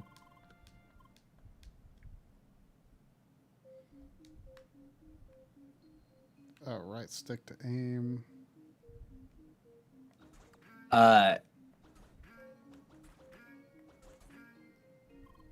Does the PS1 version of this run, or PS1 version, the PS4 version run better than the Switch version? I can't imagine that there would be any difference. I mean, it's hard to say. I mean, it does have a little bit of fancy stuff going on. Like here, there's actually like some kind of like blurring effect going on in this scene for some reason. Like she seems to she seems to have like woken up from or something. I don't know what's going on exactly. So like I wonder if like effects like that might be hard for the Switch. Who knows? If that's hard for the Switch, then it's a problem.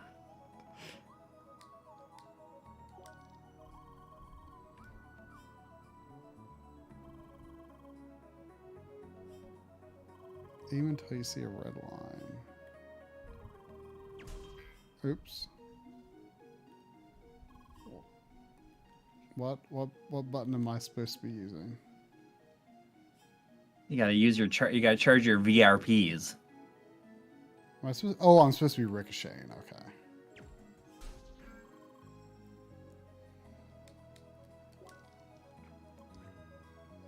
Is this kind of a like an RP? Is it RPG-esque or is it more like a continuous world type thing? I wonder if it's level based.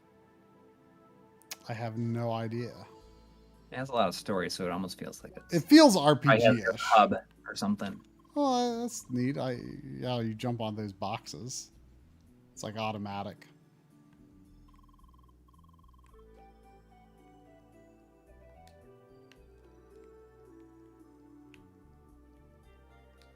More like a Zelda game. Okay. So it's continuous world.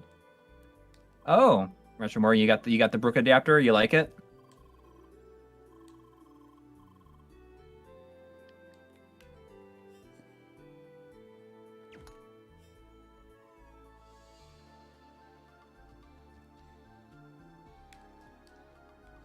There's some motifs in the music that sound somewhat Chrono Trigger inspired, perhaps.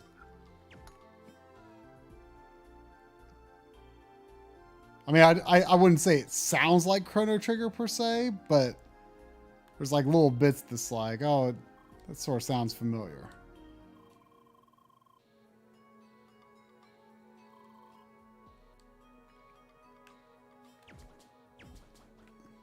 The thing is, I wonder if when we do these streams like this, we're just playing stuff, like random stuff, how many people end up like buying something that we play for the first time? Because I saw someone said, "Oh, I'm going to put this on my PS4 wish list." Eternal Philosophy. This is CrossCode.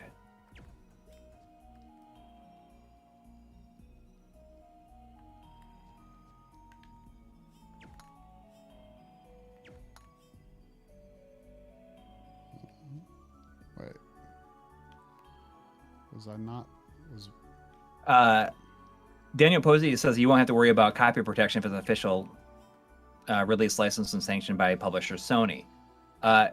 Well, I mean, that's the thing. I wonder if the technology still exists, and I'm not even sure that the technology would exist to like at least make black-backed PS1 games, because that's what happens with the with those reprints that SquareSoft has done. They are on silver-backed CDs, but will run in systems that don't have that don't require like modded systems or anything. Yeah, but I have no idea how often they reprint those. I think maybe they just got a bunch of them made a long time ago, because it seems like they're just. Well, they've got like the thing is like every year, like around Christmas, they're like, oh, they're $5 on our store. I mean, Square Enix is still selling like Kane and Lynch 2 for the Xbox 360 on their store. Yeah, and like PS2 games and stuff. Those. Huh? They're certainly not reprinting that. No, but I mean that's my point. Is like they just seem to have like an absurd number. Wasn't Kane and Lynch like the entire reason that the Giant Bomb exists? Oh yeah. Isn't that they like refused to, or is it the second one, like Kane and Lynch 2 Dog Days or something like that? Yeah, I don't remember exactly. Yeah, you're right. Right. Like, is that's the game that Jeff Gerstmann got fired over, essentially? Why?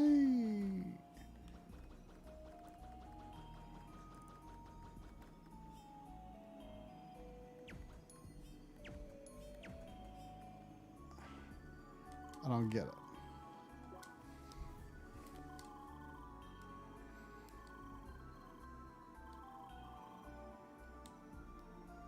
Oh, I didn't realize that there were these destructible ones over here.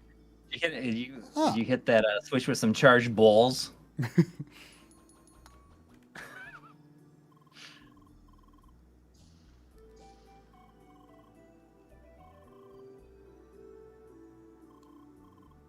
Right. They had a full site-wide ad for the game running when he dropped his unfavorable review. So it's Kane and Lynch 1.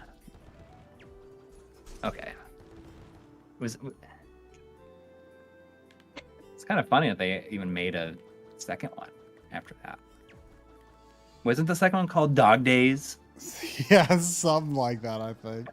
I don't like why I remember that, but I can't remember like way more important things. I don't know. For some reason, I can't remember to buy paper towels at the grocery store, but I can remember that Kane and Lynch 2 is called Dog Days. Like A game you've never played and have no interest in ever my playing. brain space has been taken up with stupid stuff like that.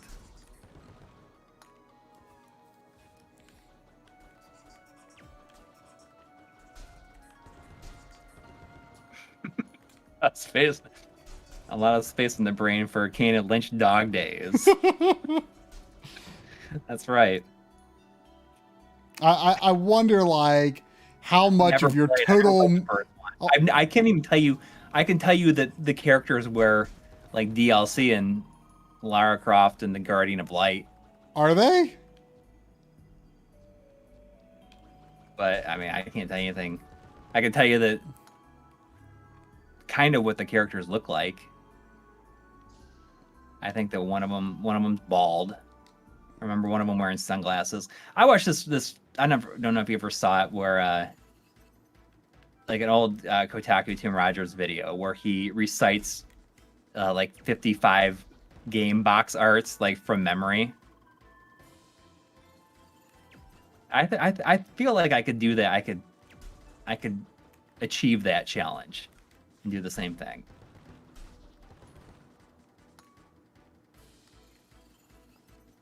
Do you? You think you could just like recall in detail 50 game box arts from memory? In like intense detail? Yeah, I don't know. Like, I feel like I feel like box arts are things that I like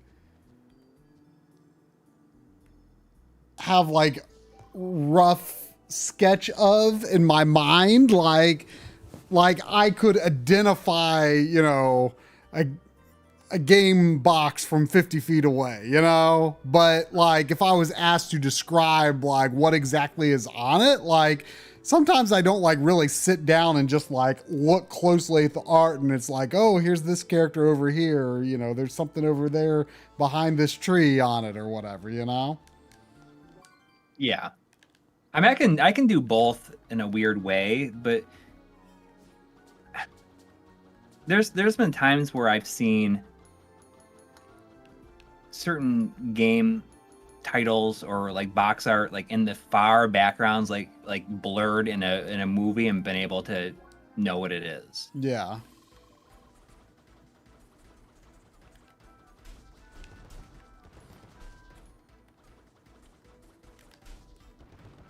I forget how to do the charge ball. Yeah. There definitely was a charge ball, but I forget how. 15 Final Fantasy games. Could you recall the box art for all mainline Final Fantasy games released in the US? Oh, of course. Yeah, that would be hard. Although, like think about like Final Fantasy 1, like I know that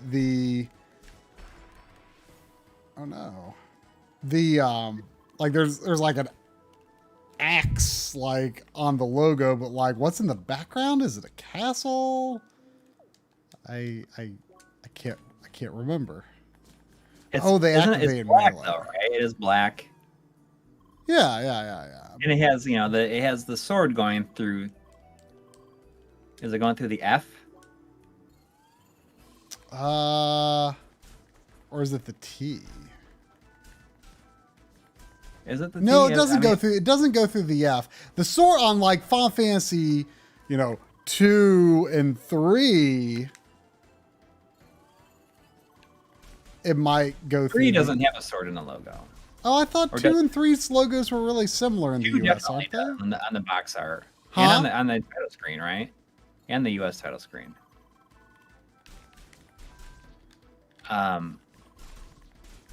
But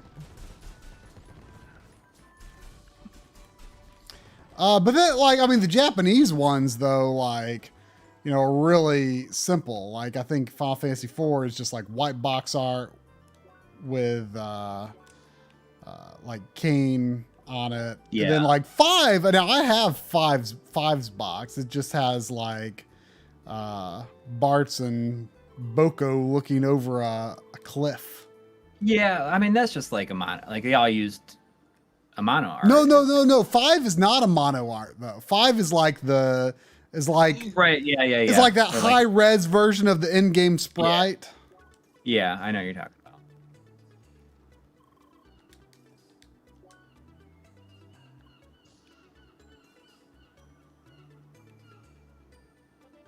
So that was a lot of tutorial there. I don't know how much more time I should put on this one, but I mean this one does seem really good. Like, I mean it looks good. It feels good. I wasn't paying a lot of attention to what they were telling me to do in the tutorial, but I will say that Final Fantasy III, the US version, has one of the most misguided box arts I mean I can think of. I'm I don't relatively really know what indifferent. the but- idea was to like just put Mog on the cover with like no. Wasn't there a TV commercial where Mog was like super like tough talking or something? Yes. Where Well, he- it's Mog, like he's interviewing. What different- didn't he have like a gruff New York accent or something like that? Yeah. There's $4 from KDK7. Thank you. Thank you. Saying, asking which scaler do you think has the best scan lines? I think the OSSC scan lines are very good now What? and look very. I think the OSSC's scan lines look very good. Yeah, I have not updated my RetroTink 5X recently. I'm not sure if he had any additional options to the scan lines there. I mean, I thought they looked. The most recent one, I haven't updated in a while either, but it was he added a Game Boy interface optimized, but I've not downloaded it, installed it. Yeah, this seems really awesome, but I don't think I'm likely to get anywhere anytime soon in it. You know. Yeah, let's move on to the next one. Yeah, but I think this is going to be pretty good. I think it's going to be pretty good. Like of what I have tested so far tonight, that's probably the one that I think is most enticing to me to jump into.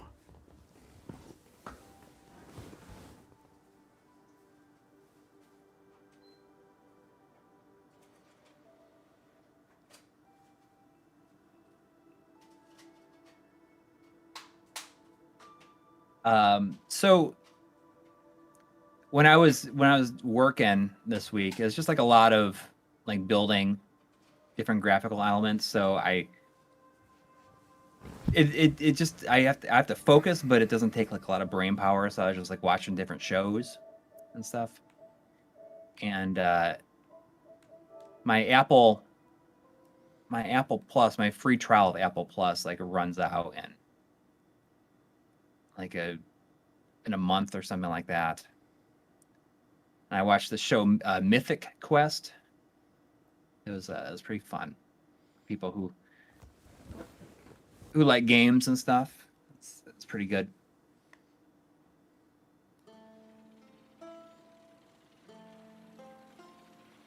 So I played the first game of this on PC with Drum and Lynn long time ago. It feels like a really long time ago. A visitor. Oh, Stay a while. this Stay seems like forever. a loud game. Stay as long as you wish. And I will I have not watched Friday's episode yet. I'll probably watch that tomorrow, though. I also watched that, and I watched this other show, Ted Lasso, which was very good. once upon a time. I watched the entire first season of that, like, in a day.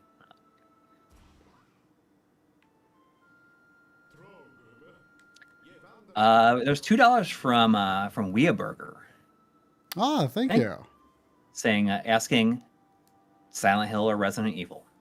I mean, easily Resident Evil, but I do like Silent Hill quite a bit from what I've played. Speaking of Silent Hill, I bought the Silent Hill HD collection. Oh yeah? Yeah, I was surprised. You know, I'd seen it at half price books and it was kind of expensive. And then I saw a seller on Amazon selling it for like $25, brand new. So I'm like, I'm just going to buy it and see if it even shows up. And it came. Like, I don't know if I definitely paid too much for it, but it seems to like be expensive. And you know, that is a game they have around just to show, like, when you need to show like something bad, like a bad way to do things. You know what I mean? Like, that's the reason I got it, is because, like, not to actually to play, but it's just to show like how not to do things. Right? Does that make sense? Yeah. Is the 360 version, is it like backwards compatible? I think it is actually. That might explain why it was a little bit more expensive.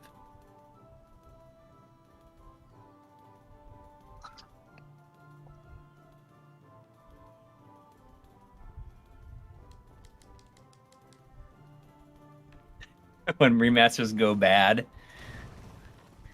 mini episode, that would be kind of fun. Oh, okay, so I guess that's why the 360 version.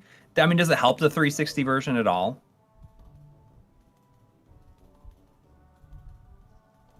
But I mean, that's also the one that they used like Comic Sans on like a sign. Did they ever? Yeah. Did they ever fix that? I don't know. You know what I'm talking about, though, right? I do recall that, yeah.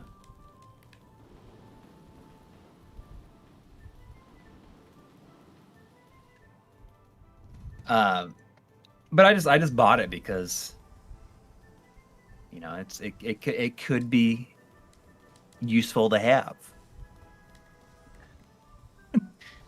when you like really pressed to show a bad HD remaster. I feel like there's been times where I thought to myself, I wish that I had the Silent Hill HD collection. Hmm. Yeah. To show an example of this bad thing about it.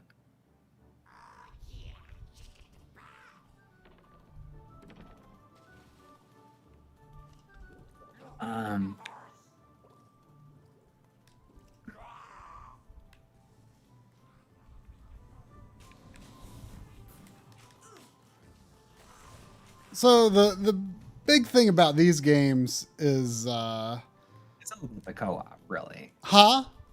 It's like mainly about the co-op, right? Yeah, I Main mean, reason. I guess that is part of it, sure, but a lot of it too, though, is like basically making your own spells. Yeah. Junior God 321 is asking, would you quit gaming forever for $1 billion? Yes. $1 billion. For $1 billion, I would quit gaming forever for $1 billion. I would not. Well, I mean, I would run out of ideas of what I would even want to do with my $1 billion. So, Would that mean that I just couldn't play them, or I just could never like pay attention to stuff ever again? Because if I had $1 billion, I would just pay somebody to play through games in front of me.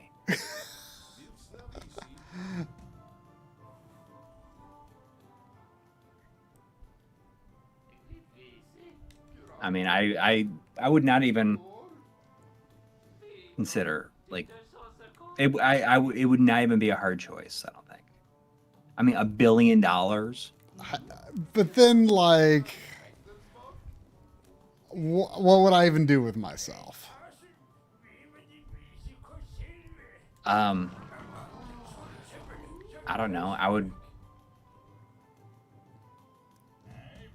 I would. I would. You could just whatever you wanted to, essentially.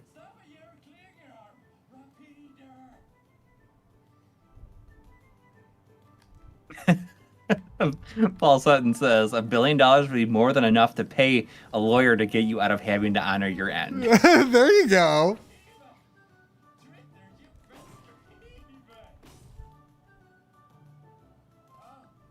I mean, so, a big problem with a lot of the games that I have, you know, the ability to do quickly on PS4 here is, you know, there's just so much like tutorial stuff, I think, compared to like my choices I might have had for Switch.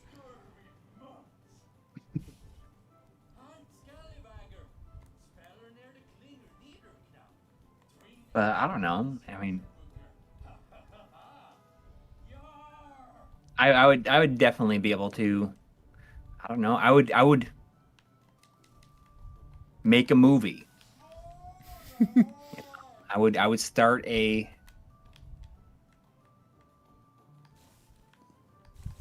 like a I don't know. I would just like fund like all kinds of other stuff that I thought was cool. I could still invest. You could do all this other stuff with that money. And if I just personally couldn't play a game, if I could like still like watch other people play games,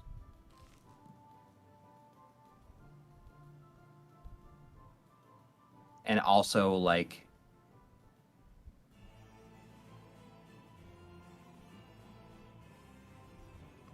nobody else, like I would just like nobody in my family forever would like have to like worry about money long after I'm gone. I mean, I guess society could collapse and it wouldn't mean anything. Yeah, Paulson says I'd be a hard traveling hero. Yeah, buy the Ferrari license so Sega could make more outrun games. Yeah, just like, you know, I don't need to play Uncharted. I could live it. Yep, just casually murder 1,000 dudes on your way to going after some piece of like treasure. Yep. Yeah, buy Konami so they stop being terrible to their IPs. I mean, imagine just buying Konami and just, you know, using that money to fund development of like the games that Konami you'll have probably like accidentally bought like a Yakuza syndicate in that deal. Yeah. Then I just give each member of it $1 million. So that they don't kill you. Yeah, then not kill me.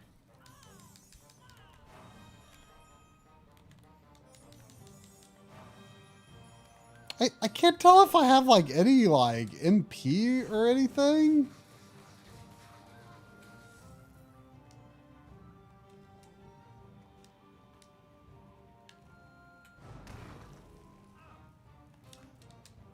Kane Senpai says, I would donate to a select few charities close to my heart to start a business. gaming and bookstore media related store and start a nonprofit. Couldn't the person who gave you the money in the first place though have just done that instead? They could have, but I mean, they're giving you the money to not play games ever again. Yeah, I get.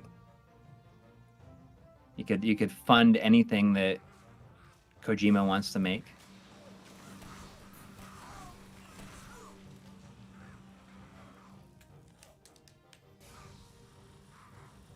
I mean,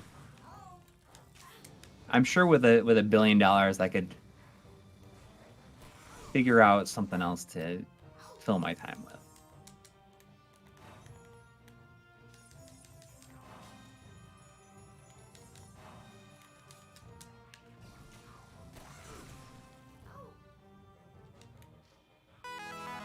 So, Oh, I see. So that trailer for the Death Stranding director's cut sure was like pretty heavy on the Metal Gear stuff. I wonder if that was like alluding to anything. heavy in Metal Gear stuff. I didn't watch it. What's up with that? It's just like the like announcement trailer for it is very like Metal Gear-esque. Like he gets in a cardboard box and all this other stuff. Huh. Interesting. Yeah. There is $1 from Bag of Schmidt saying, okay, then if you had an unlimited budget, what would your dream project be? For example, I would make like an exact replica of the Resident Evil mansion. That'd be. Yeah, an unlimited budget, what would you make? I mean, I feel like you just gave me my dream there, like that. Build a building that looks like an arcade machine with a big arcade inside of it. I don't know. The Resident Evil mansion does sound pretty awesome. What would you feel comfortable living at is the question. Of course. I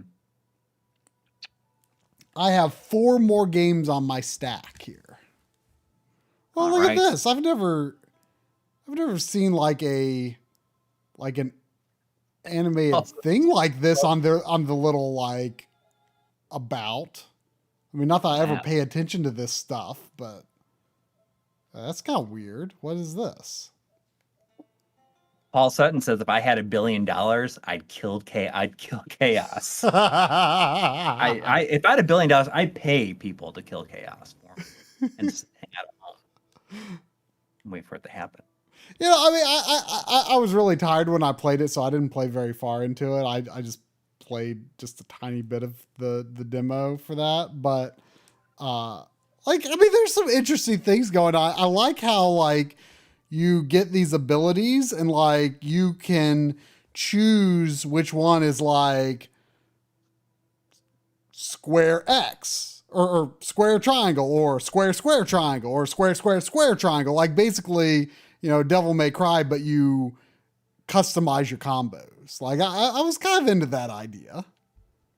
Like it definitely looks rough. The characters are completely unappealing unless they just like go back to the drawing board and make like not annoying, dumb, angry, regular dude looking characters.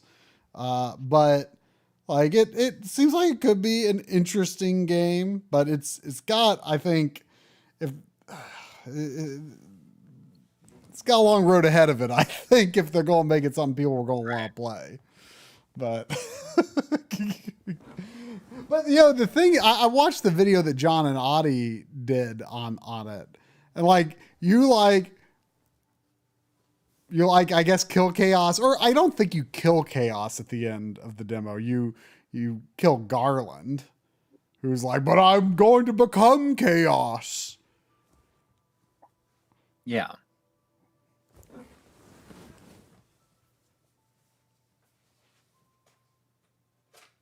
What's next? All right, I'm going to put in the game that is on the thumbnail.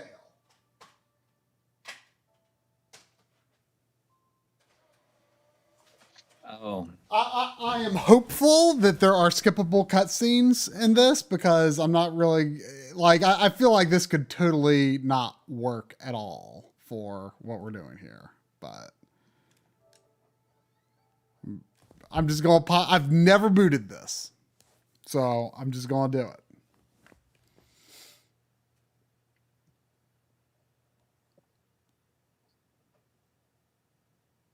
this is the day one edition. It is. too. You can still like, but like, I'm talking about that Square Enix store. You can still get like day one edition games of like from early. I bet you can get the day one edition of this from there. They never made non-day one editions. Basically. This is one of those games though. People were like wanted it so badly. Oh, it's fan translated on the PSP.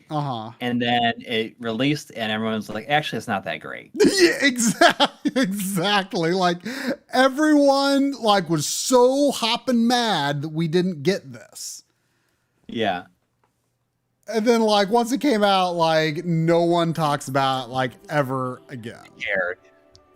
Like people are like, oh, it has too much motion blur. That's like literally the only thing I've ever heard anyone. Came out, so you could turn off the motion blur. Huh?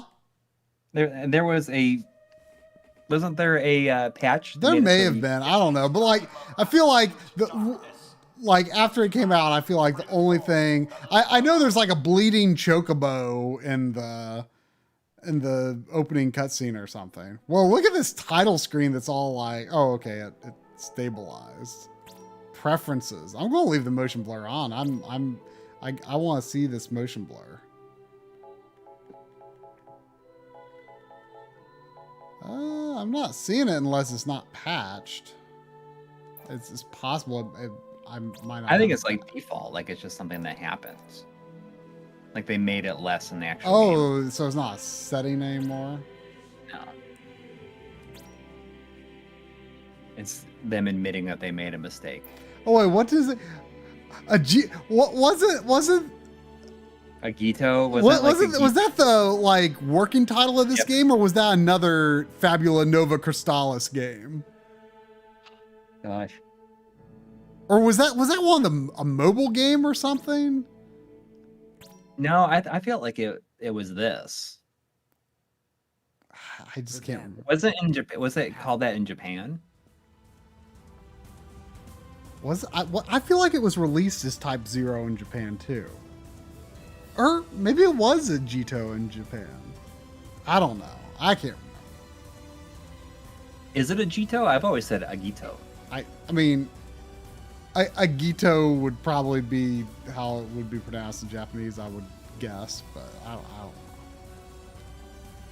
You know what the most interesting thing about this game is? It has my favorite story aspect of any RPG, when it's just about teenagers going to school. You know, they're going to a military academy. that does seem to happen a lot, doesn't it? Yeah, that's. Class 0. What do you think the odds are that this game has a full part in the sewers? Probably relatively high. I am Kurosame. I'll be your CO. Something feels The Empire's crystal jammer. weird with the frame rate. Then neutralize it. Or maybe it's just the motion blur looking weird. Understood. It looks like it's 30. May the crystal guide you. Yeah, I thought for some reason this was supposed to be 60, but Teenagers going to school. It's just like a military academy. You know that. You know, it's like all the students. Like are like Legend of specialized Heroes or area Trails of Cold academy. Steel, basically. Yeah. And isn't that like what Valkyria Chronicles 2 is? Help me, please.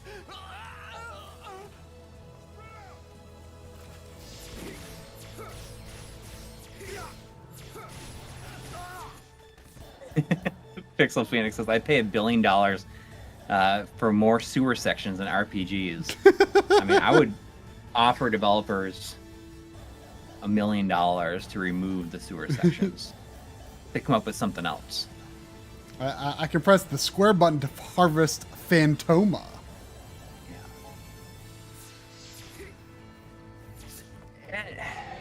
I mean, that was the thing that just they for the longest time just killed RPGs for me. Where it's just like nonsense words and systems.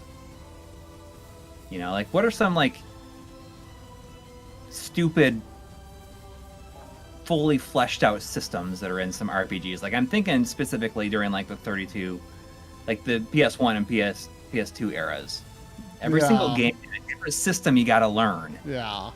And I think that really killed my enthusiasm for RPGs for the longest time.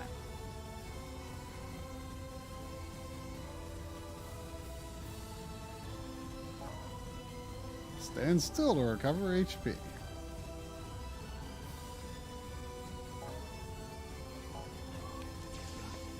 Oh, I like teleport.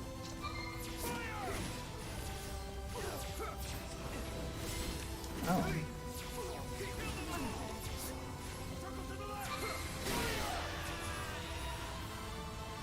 Oh, Lord X Muja is now playing Control. Did you just start it? I mean, how many days did it take you to get that platinum? From the point that you started the game. I started the game on Wednesday, I think.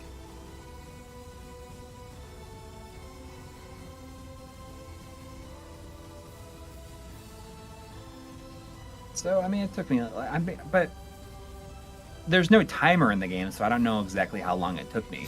I mean, I continued playing it for like 2 days after finishing it.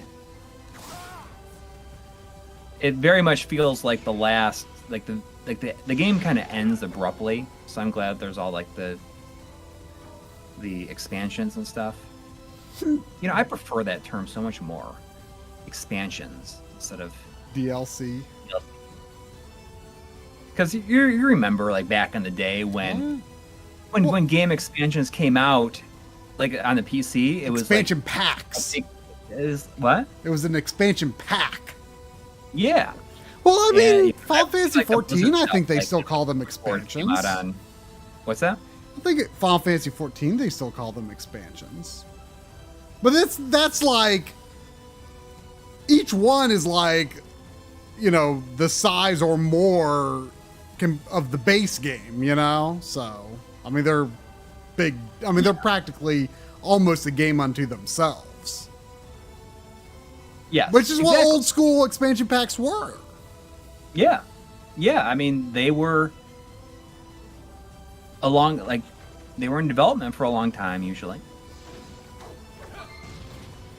That guy, he's like, look at how excited he is, like, get in this fight. I can't tell, like, how active the combat is really supposed to be.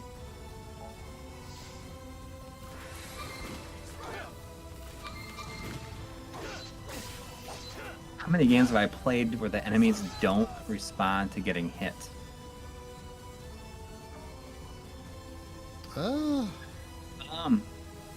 There's definitely games where there doesn't feel like as much impact as there should be. Yeah. Like lack of sound effects and stuff like that.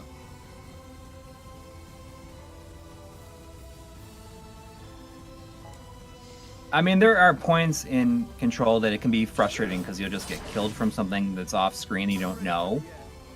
But like I said, the thing that roped me in so much was just the atmosphere and like the weirdness of it. And the idea that it takes place in this house that is in plain sight, but nobody sees it because they have to intentionally be seeking it out for it to appear to them. And it's this kind of like interdimensional crossroads. And it just moves it on its own.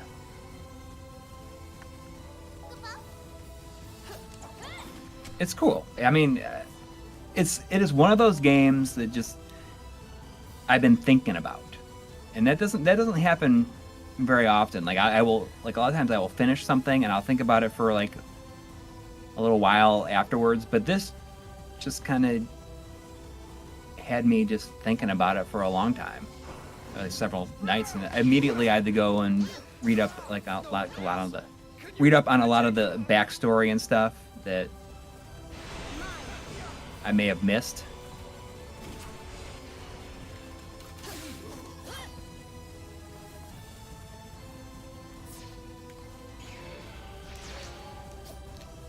The way that you like have to hold the R button and hit the square button to get stuff from enemies is kind of weird.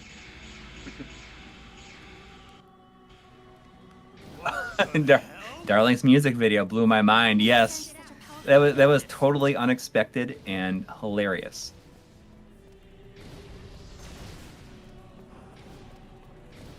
What are we supposed to be doing here? But Benjamin H, I'm not sure if you were there here earlier in the stream, but I really liked how it embraced the whole Remedy connected universe, and now it's like a thing that's it's you know, it's kind of it's official now. Not just small little references, but it plays a big part.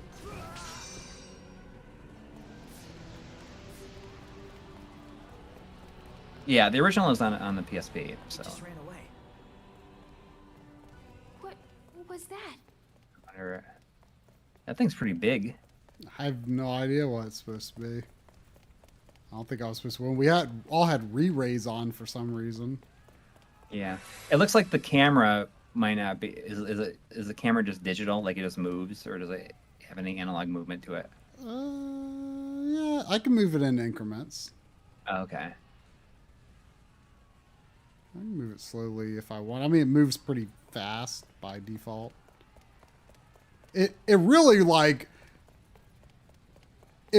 the camera moves like right now, like when I'm like doing this like full sideways movement, like the camera is like moving strongly. Like I'm not touching the right stick at all when it's doing that. Like I feel like in most games, like the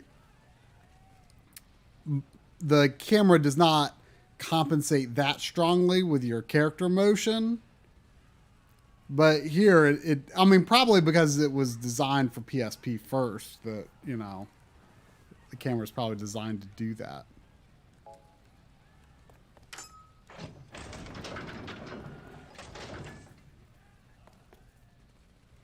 Yeah, Microsoft owns Quantum Break, but I mean, they can still reference it. I mean, they can, at the very least, they could just like reference the company, like the main characters. I mean, they just can't release it for anything else, right? Or remake it or whatever. They don't need to. Keep the lines clear of your nonsense. Nonsense? What about you? The operation is I was saying earlier that I feel it might be misguided to even say this. Maybe it's like going a little bit too far, but in a way, I kind of think that Remedy and Sam Lake in particular might be equivalent to the Christopher Nolan of games, Sounds like we're all on schedule. or just I'm thinking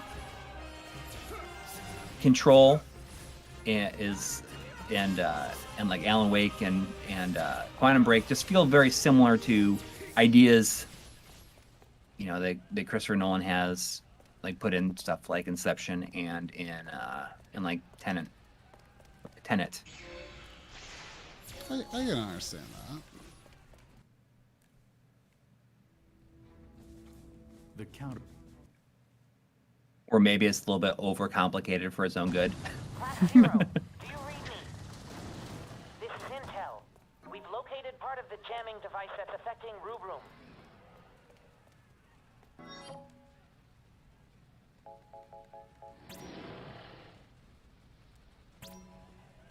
And I mean, this is coming from somebody that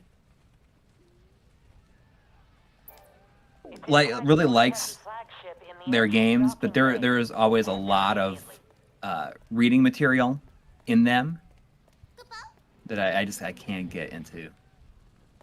I can't read all that stuff.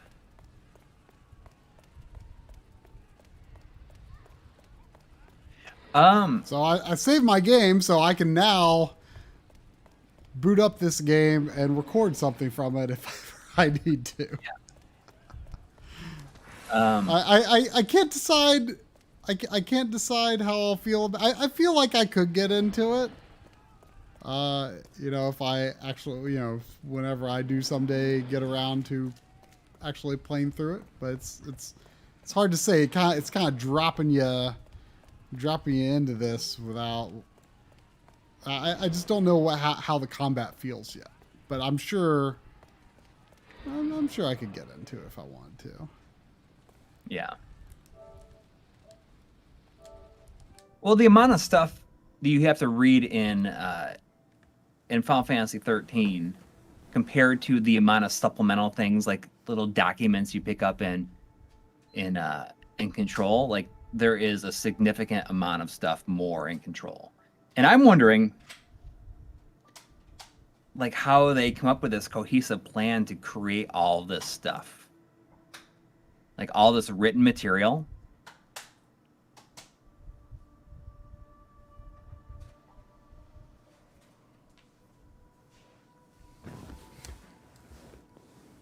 This is a game I don't know a lot about. I believe one of someone who did something on this game has been in our streams before.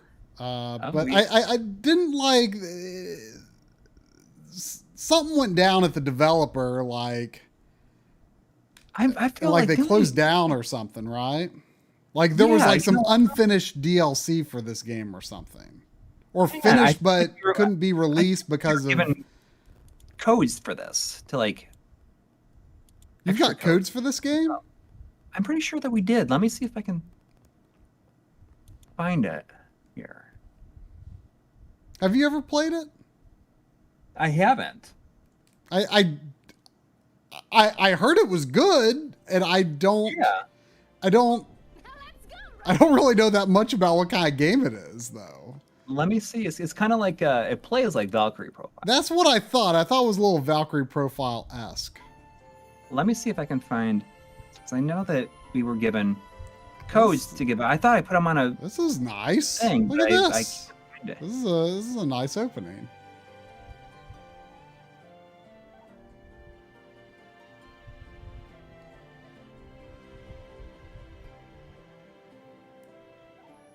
And if so, then I will post them. Yeah, This I do have some. This like almost kind of gives me like a Working Designs vibe or something. Should I give out the? Yeah, let's do it. Why not? Okay, it looks like I got some Steam codes and some PS4 codes. So give people a minute to get their PS4 and Steam redeeming windows. Yeah, open. I mean, these were sent to us like in the end of December 2019. So I hope that they still work.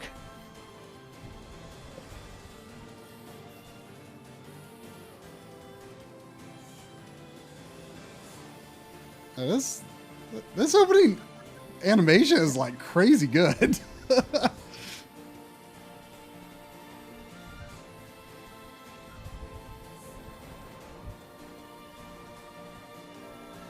Yeah, this is the same people who made the Skullgirls games, right? I'm not sure if he's in the chat, but Sure, right? Shuro, yeah, he's the one who sent the codes. Help make Yeah, this. I'm not sure exactly what he did on this game, but I know he worked on Really it. hard. At least definitely some. All right, so I'm gonna start from the bottom up because I'm not sure if if we took the first two codes in this list, the PS4 ones. Oh no, man. You know, I think I got this at the same time. I got this at Best Buy. I think the same time I got Trials of Mana. Yeah. Okay, so I'm gonna start from the bottom here, and I'm gonna put a PS4 code in here. So let me know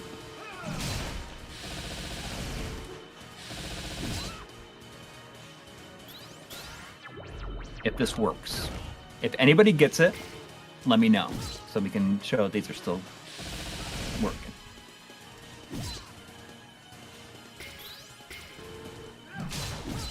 And if this works, I will just go through and put them all in.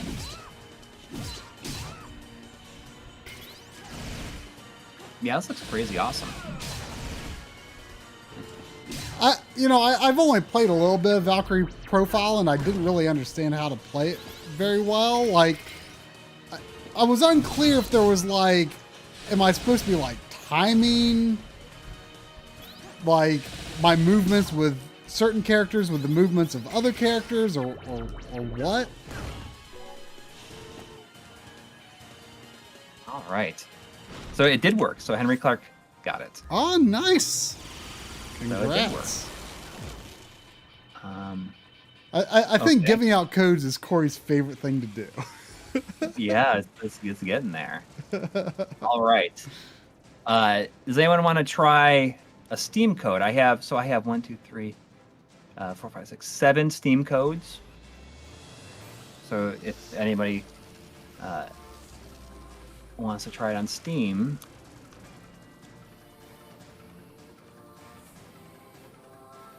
I will. Let's try Steam. Okay, so here we go.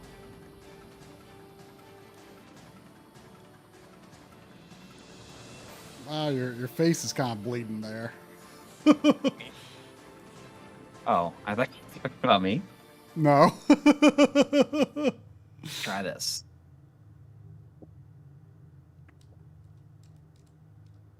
As much as I would normally want to see the story. I got 6 more PS4s and 6 more Good morning, Steams. Rotti. Ah, what a lovely day to blow off practice. Oh, Demo Kirby, did you get it? I know. I wouldn't really skip training, but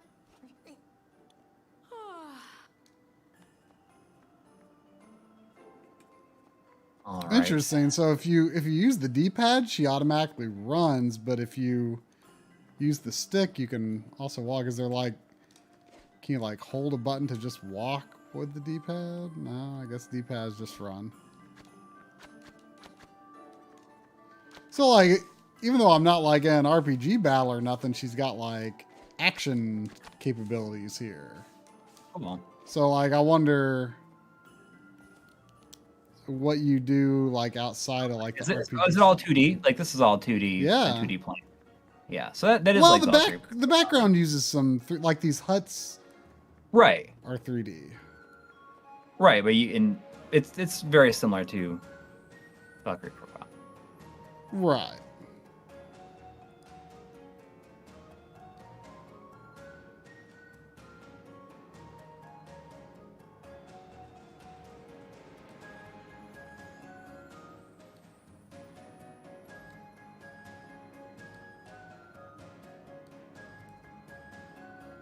Code you entered is inactive. I'm not sure if that means that somebody else took it. Oh, Noble Swindle got it. Aha. Awesome. I'm gonna keep it going. Okay, here we're gonna do another. There's another Steam. Okay.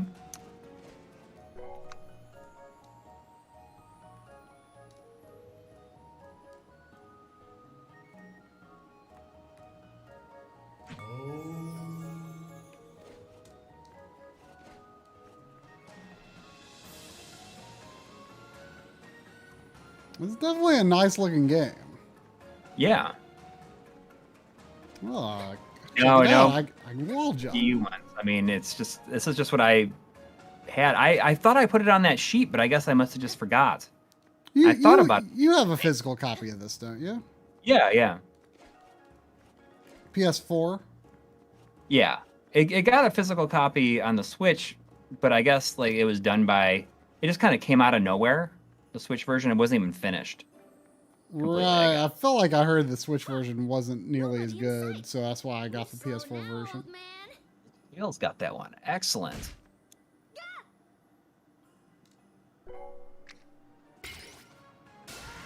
try harder.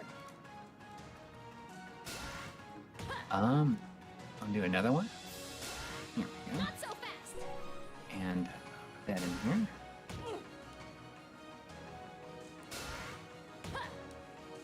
All right, there's $5 from Jason Davis. Thank you. There It you says, go. how do PS2 games play? How do PS2 classics play digitally on PS3 versus PS2 disc? Up to this point, I've only played discs, but thinking of grabbing a few digitally. You know, I haven't bought that many digital ones, but it's definitely different. Because even if you do have a system that has, you know, PS2 hardware support, it's all software emulation. They do look different. If you look at the PS2 RGB episode, there somewhere in the PS3 section of that, there is at least one comparison of like Persona 4, showing how that compares to like the digital download compares. It's different. It's definitely different. I'm not sure if they run, I really don't know if they have like performance issues or not. I don't know. I only have like 2. I think I've got Persona 4 and Contra Shattered Soldier, and I've used them very little. Don't worry about saving over the same slot. Each slot keeps up to 200 saved games. What? I don't get it. Does it? Yeah, Can you like go just through your history or something? That's kind of cool.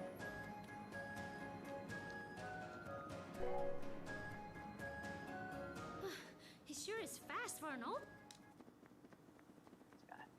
Just gonna keep on doling them out. How many more you got? Let's see. There is 4 of each left.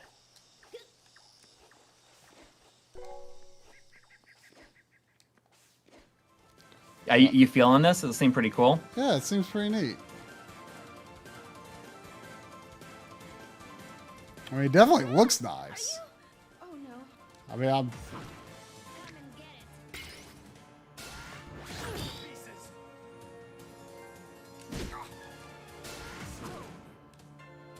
it. Dennis, did you? Oh, Central Void got that one. Excellent. Give up while you can, girl. All those who... Right, here comes another Steam. A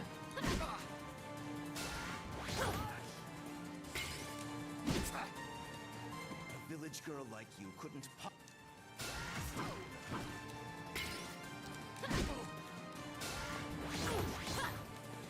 The Steam code is probably really easy to redeem since you just like copy and paste it right in. Not so fast.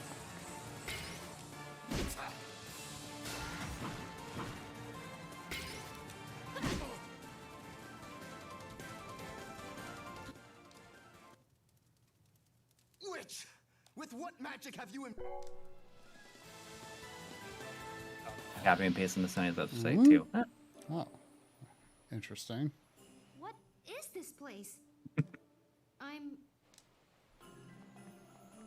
Dustin's saying I'm dropping steamers on the chat tonight. But I do. I specialize in. All right, so somebody, okay. Oh, Doc's got this one. All right, here we go, another PS4.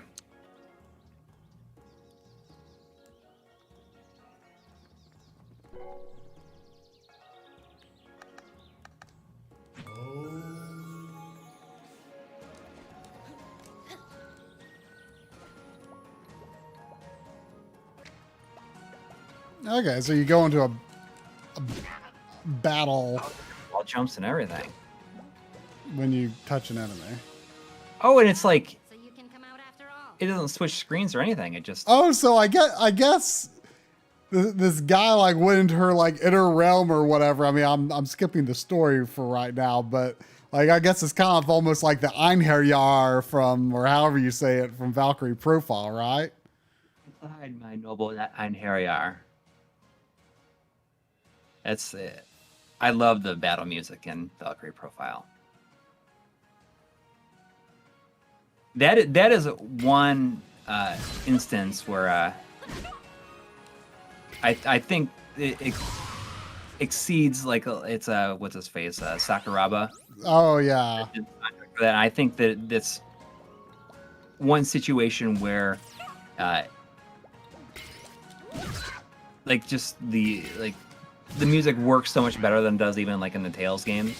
Yeah. Yeah, I mean, too, I feel like some of his earlier stuff is a little easier to get behind just because, like, he hadn't done so much, and, like, after a certain point, it just seemed like everything he did sounded the same. Yeah. What do you call a cacophony of epic sounds? A cacophony of epic sounds. Yeah. All right, somebody get that one? Someone get that last PS4 code? I'm assuming that. I like how I can like slide into enemies to like start the battle. That's pretty cool. Fight.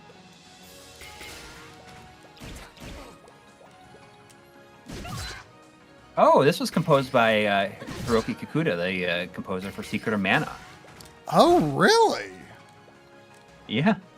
That's cool.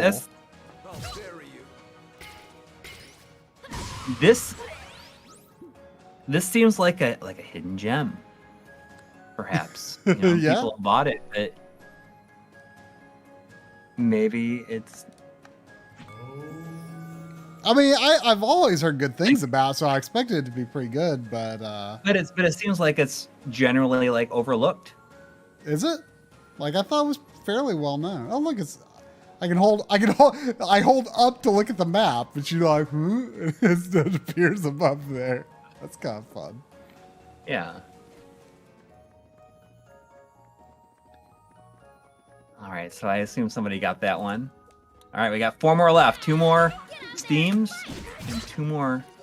Oh, Yeah. what's my R1 ability? How do I use R1? Oh, can that just like slow down if I want like better timing on blocking enemies or something? Oh no. What was that Ubisoft game with similar combat? Are you talking about Child of well, Light? that was more Grandia, wasn't it? Child of Light. I think so, yeah. I don't have that. I wish I had it. It came out on the Switch, physical copy with like Valiant Hearts on the same cartridge. Yeah, I never bought it though. I wonder if it's still obtainable. I don't know. It came out. It got a physical copy on the Vita as well. Yeah, this is pretty neat. Oh, there's someone out here. Pretty neat. Like so far, I think that and CrossCode are the ones that I'm most excited to get to. Yeah. There wasn't. Brooks says more like Sakuraba. Am I right?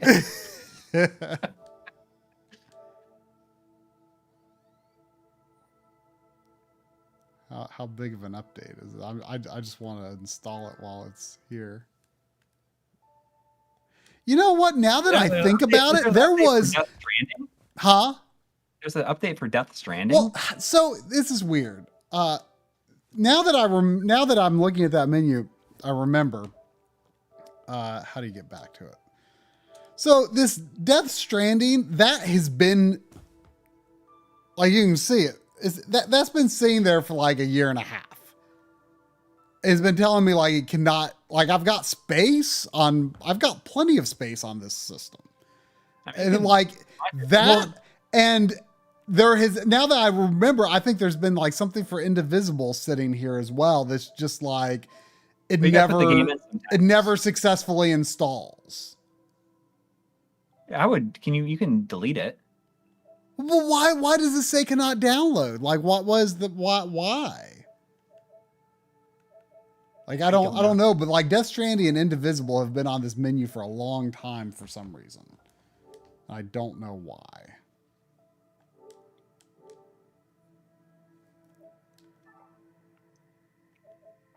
Oops.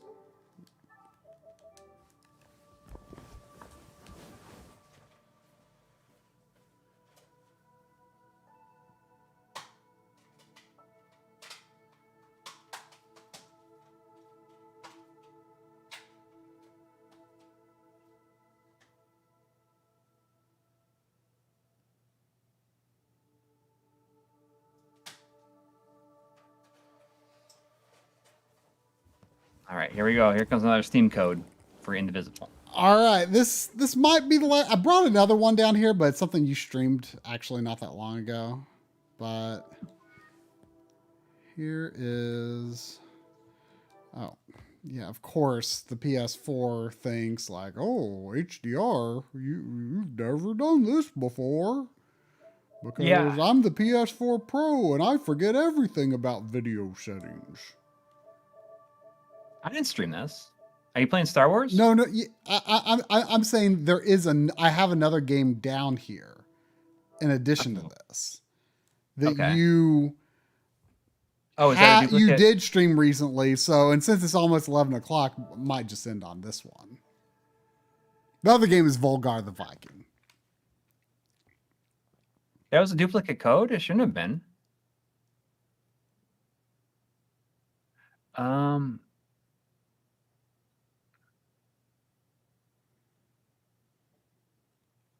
I don't think it was. Oh, okay. Ocarina got it. Excellent. All right, we got 2 more left for Indivisible. Here we go. Here comes the last PS4 code.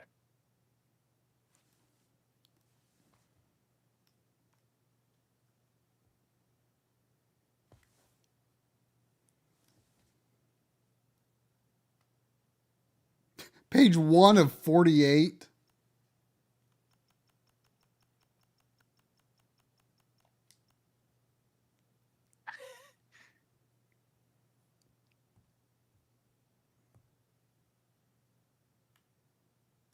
Oh gosh, why does it have to download? Narrate, voice narration. Narrate path to chat.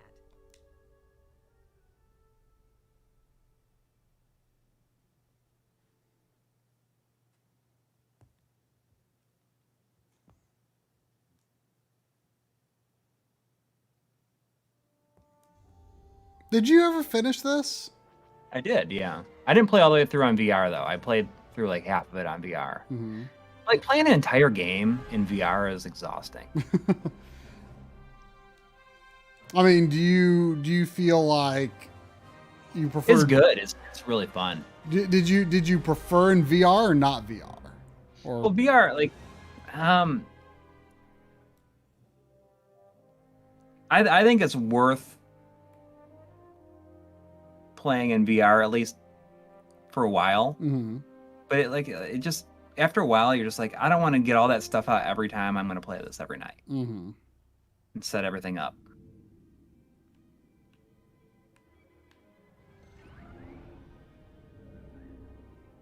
Oh, so you can choose.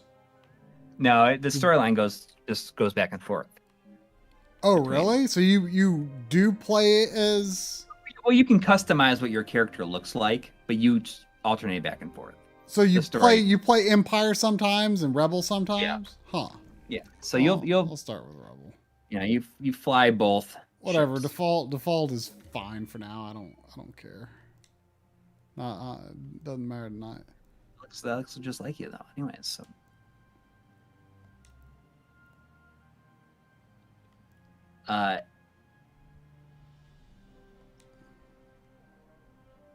I mean, this takes place like right after Jedi. Didn't And, this game launch at $40? I think so. Yeah, Which is, it's normally like $20 now. I know, Pretty- it's kind of crazy how, like, I think it was like $15 like that same Christmas after it came out. Like it.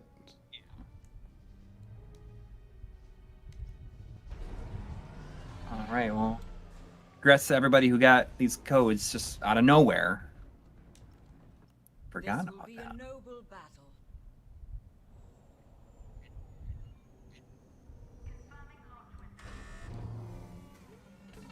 So wait, even though I chose the Rebel, I'm playing Empire first? Yeah, because I mean, it all follows a specific story. Well, I don't understand why you like only customize one of the characters though. Begin pre-flight checks. Or at least that's what it seemed to be. Customize it, and then you. Absolutely. I mean, you can. I think you can choose and customize both of them at the beginning. Oh, okay. I mean, this is really just like the intro. But it's cool playing it in VR because you can look all around the cockpit and everything. You know, I feel like this game would actually be pretty awesome with like DualSense feedback. Yeah. Tap L2. Oh, okay, just tap it. But Wedge is in it. Oh, that's right. Yeah.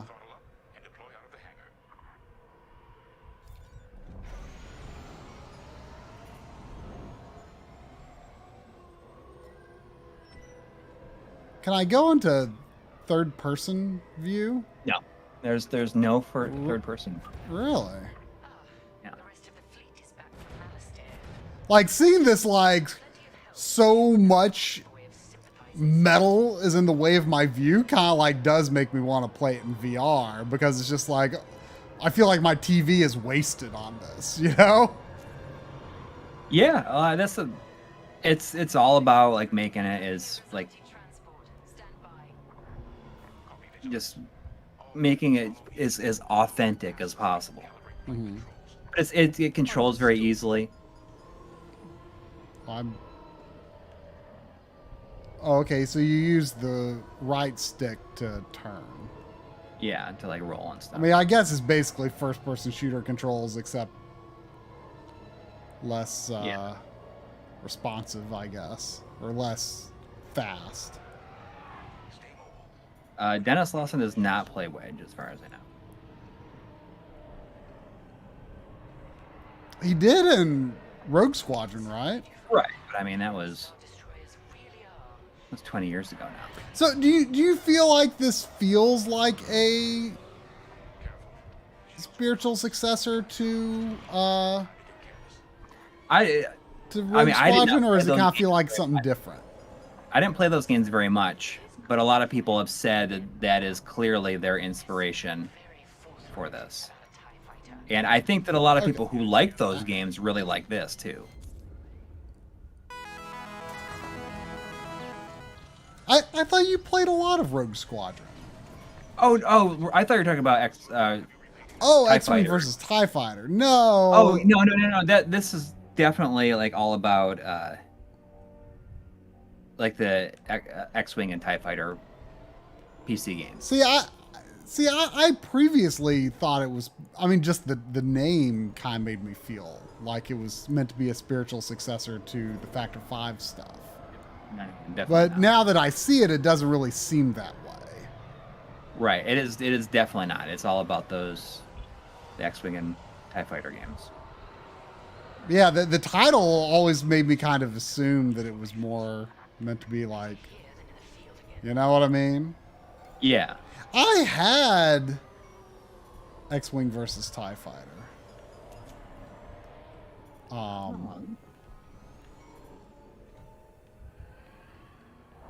I'm having a little hard time adapting to the controls, but I'm sure I'll get used to it. There's $5 from Brent McLean. Thank you. Saying just showed up. I want to say happy Father's Day, Corey, and thanks to the both of you for all of my great Sunday evenings.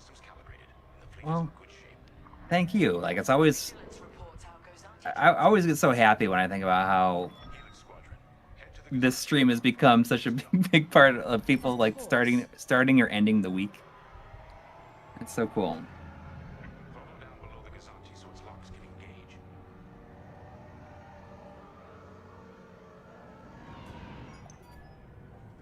Oh, see, we're going to go into hyperspace like that. That'd be really cool in VR.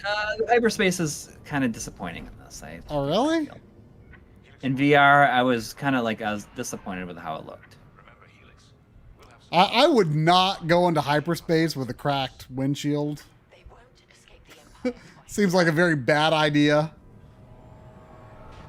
I mean, to be fair, going into hyperspace feels like a bad idea in general.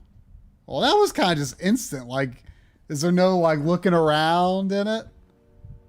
When you come out,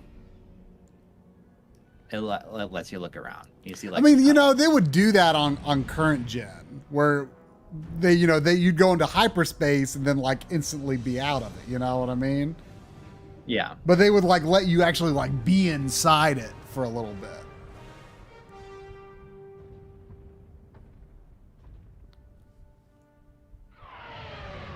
How long would you say this is? I think there's like 10 missions, maybe. It's a complete game. I mean, there is a online component that I think is like the main draw for it, but there's a full campaign and it's a complete game.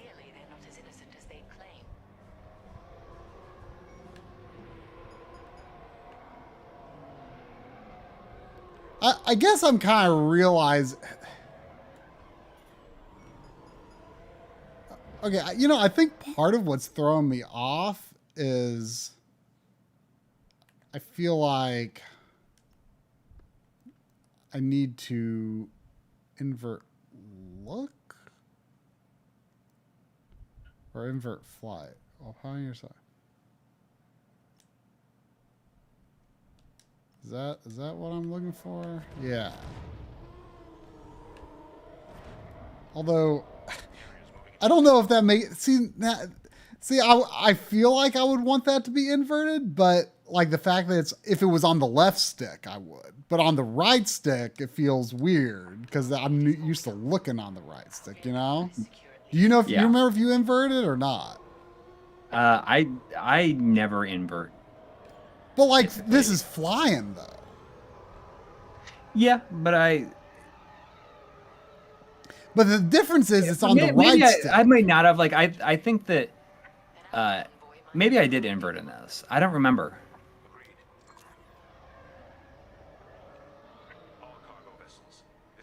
But I mean it's a little weird and doing it on the because you turn on the right stick, which is like, right stick is look. So I always like,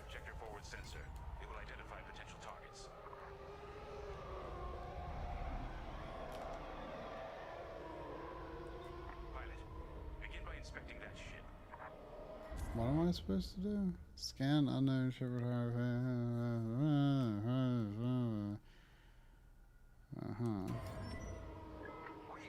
We have always been loyal to the Empire.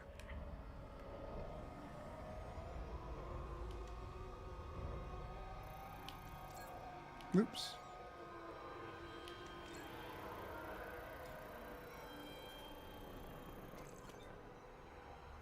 See? We're loyal. I swear. No sign it's from Alderaan. Keep looking. Good. Check that ship next. Look, I'll pay anything. Just don't impound my ship.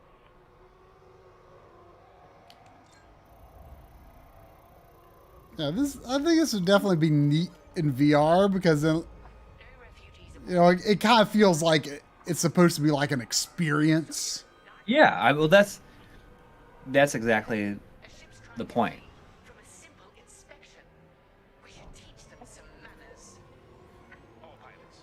I mean, I kind of, I was like, do I want to bring any VR games down? Like, this is the only VR, this is the only VR sort of related game that even though, it's not totally. Although I guess I brought Neonwall down here too. Am I supposed to be shooting this ship?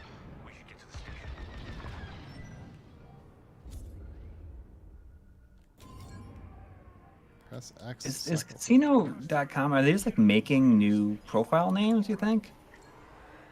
I don't know. Or is it just like only, I think it's like so much effort just to continuously come into here and do that, just because it's a lot of effort and like literally nobody is clicking on that. It's like saying, I'm gonna click on that. Nobody in this stream wouldn't do that. Am I supposed to be shooting this TIE fighter? Is that why it's targeted? And that's just, it's worth it somehow. Like I wonder like what it is, what aspect of doing that like makes it so that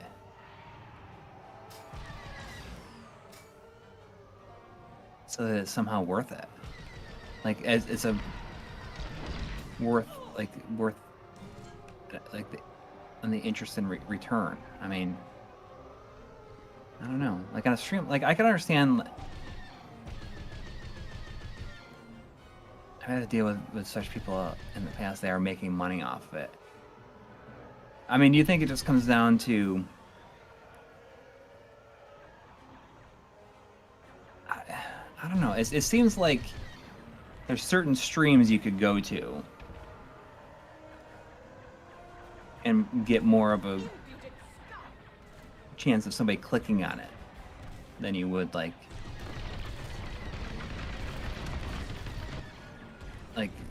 in here. Like, Yeah. I don't know.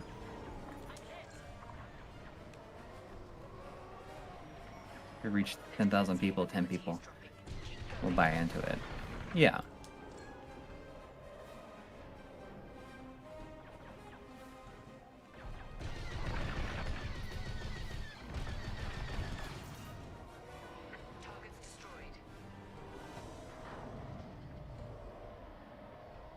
Did you you were saying that Jedi Fallen Order was down to like $15 recently? Did you get it? Yeah. I didn't, because I think that I saw that there's like a native PS5 version, disc version. Oh, coming out? Oh, it's out already. Oh, it is. Okay. But Yeah. like you want But the it's price to $40. go down. But I'll wait for the price for it to go down. Yeah. Yeah. I did actually just buy the PS5 version of Yakuza because it got down to $29.99. Oh, really? Yeah. Like a Dragon? Yeah. I really want that.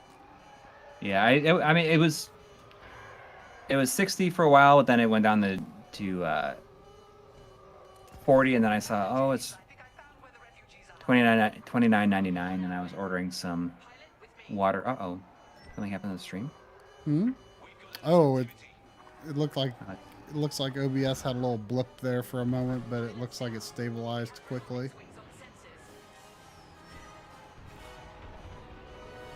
But I was ordering some like water filters. I thought, I'll just maybe I'll just throw this in my cart too.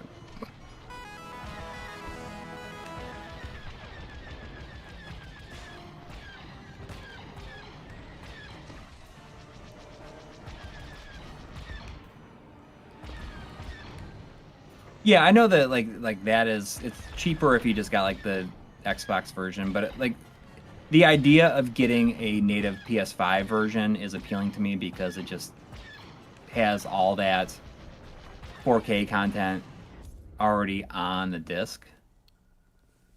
As far as I know, I don't think it's downloading patches for that stuff. So if it's a game that I know has gotten an upgrade that I don't have yet, I would likely get the native PS5 version just because it already has those 4K assets already on the disc. Instead of like I had Metro 4 or the Metro 3, and then just got a big update, a 4K update, and suddenly it's downloading a 66 gigabyte patch. I don't know if that's going to get, if like that patched version is going to get a disc release. I mean, it's not even a patched version. It's like it's like a whole. It's like running a completely new engine, though. But there's a PS5 version that's like. Oh, it is going on disc. There is a native PS5 version that's a disc release. Yeah. Oh, okay. Oh, there was $1 from Bag of Schmidt. Thanks for letting me know. I was going to mention this to try earlier, and I just updated mine today, and I haven't even looked. He says, you guys know you play any Wonder Swan on Mister? And I just saw the other day that it was out publicly, and I just updated my Mister today. Neat. But I don't have any games on it yet. That's very cool. Yeah. I It seems to be coming together pretty quick. Yeah, I mean that's a system I've always been interested to explore a bit, but you know, I think a lot of the good games are starting to get a little pricey, and like the good systems are actually kind of a little pricey too. Like the Swan crystals, like the regular Wonder Swans are dirt cheap, but and even the Swan colors I think are not that bad, but Swan crystal is they're a little expensive. But yeah, that was an assortment of games. I don't know how exciting of an assortment it was tonight, but I worked with what I had under the theme of PS3. I think we do these like fairly often. Huh? Like it's just fun. It'd be fun to just do these. Yeah, I mean, and you know, we could even extend it to, in some cases, like, you know, there's a lot of games on like PS2 and such that I've bought and have never booted up. Heck yeah. I don't see any problem with that. Probably even some on like Super Nintendo that I haven't. Probably not that many though. But yeah.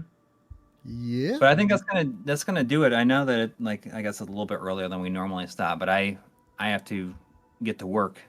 I have to like work a little bit before I go to bed. Yeah, and I was I need to do a little I need to do a little bit of rendering business for that video that y'all should be looking for on Digital Foundry. Oh, yeah. Hopefully in just within the next few days, maybe, possibly. I don't know how it's going to fall into their release schedule. I feel like they release stuff pretty quickly after it getting finalized. Right, but you know, I mean, if they have other stuff that's like set to release like Tuesday or Wednesday or something, that's more like time sensitive. Yeah. But I don't know. But it was a lot of fun to do, and even if you don't have an interest in Final Fantasy 14, I think you should watch it anyway. Heck yeah. All right. Thanks everybody who hung out and everybody who donated tonight. That was a lot of fun. And I hope everybody has a great week ahead. All right. See you next time. Good night, everybody.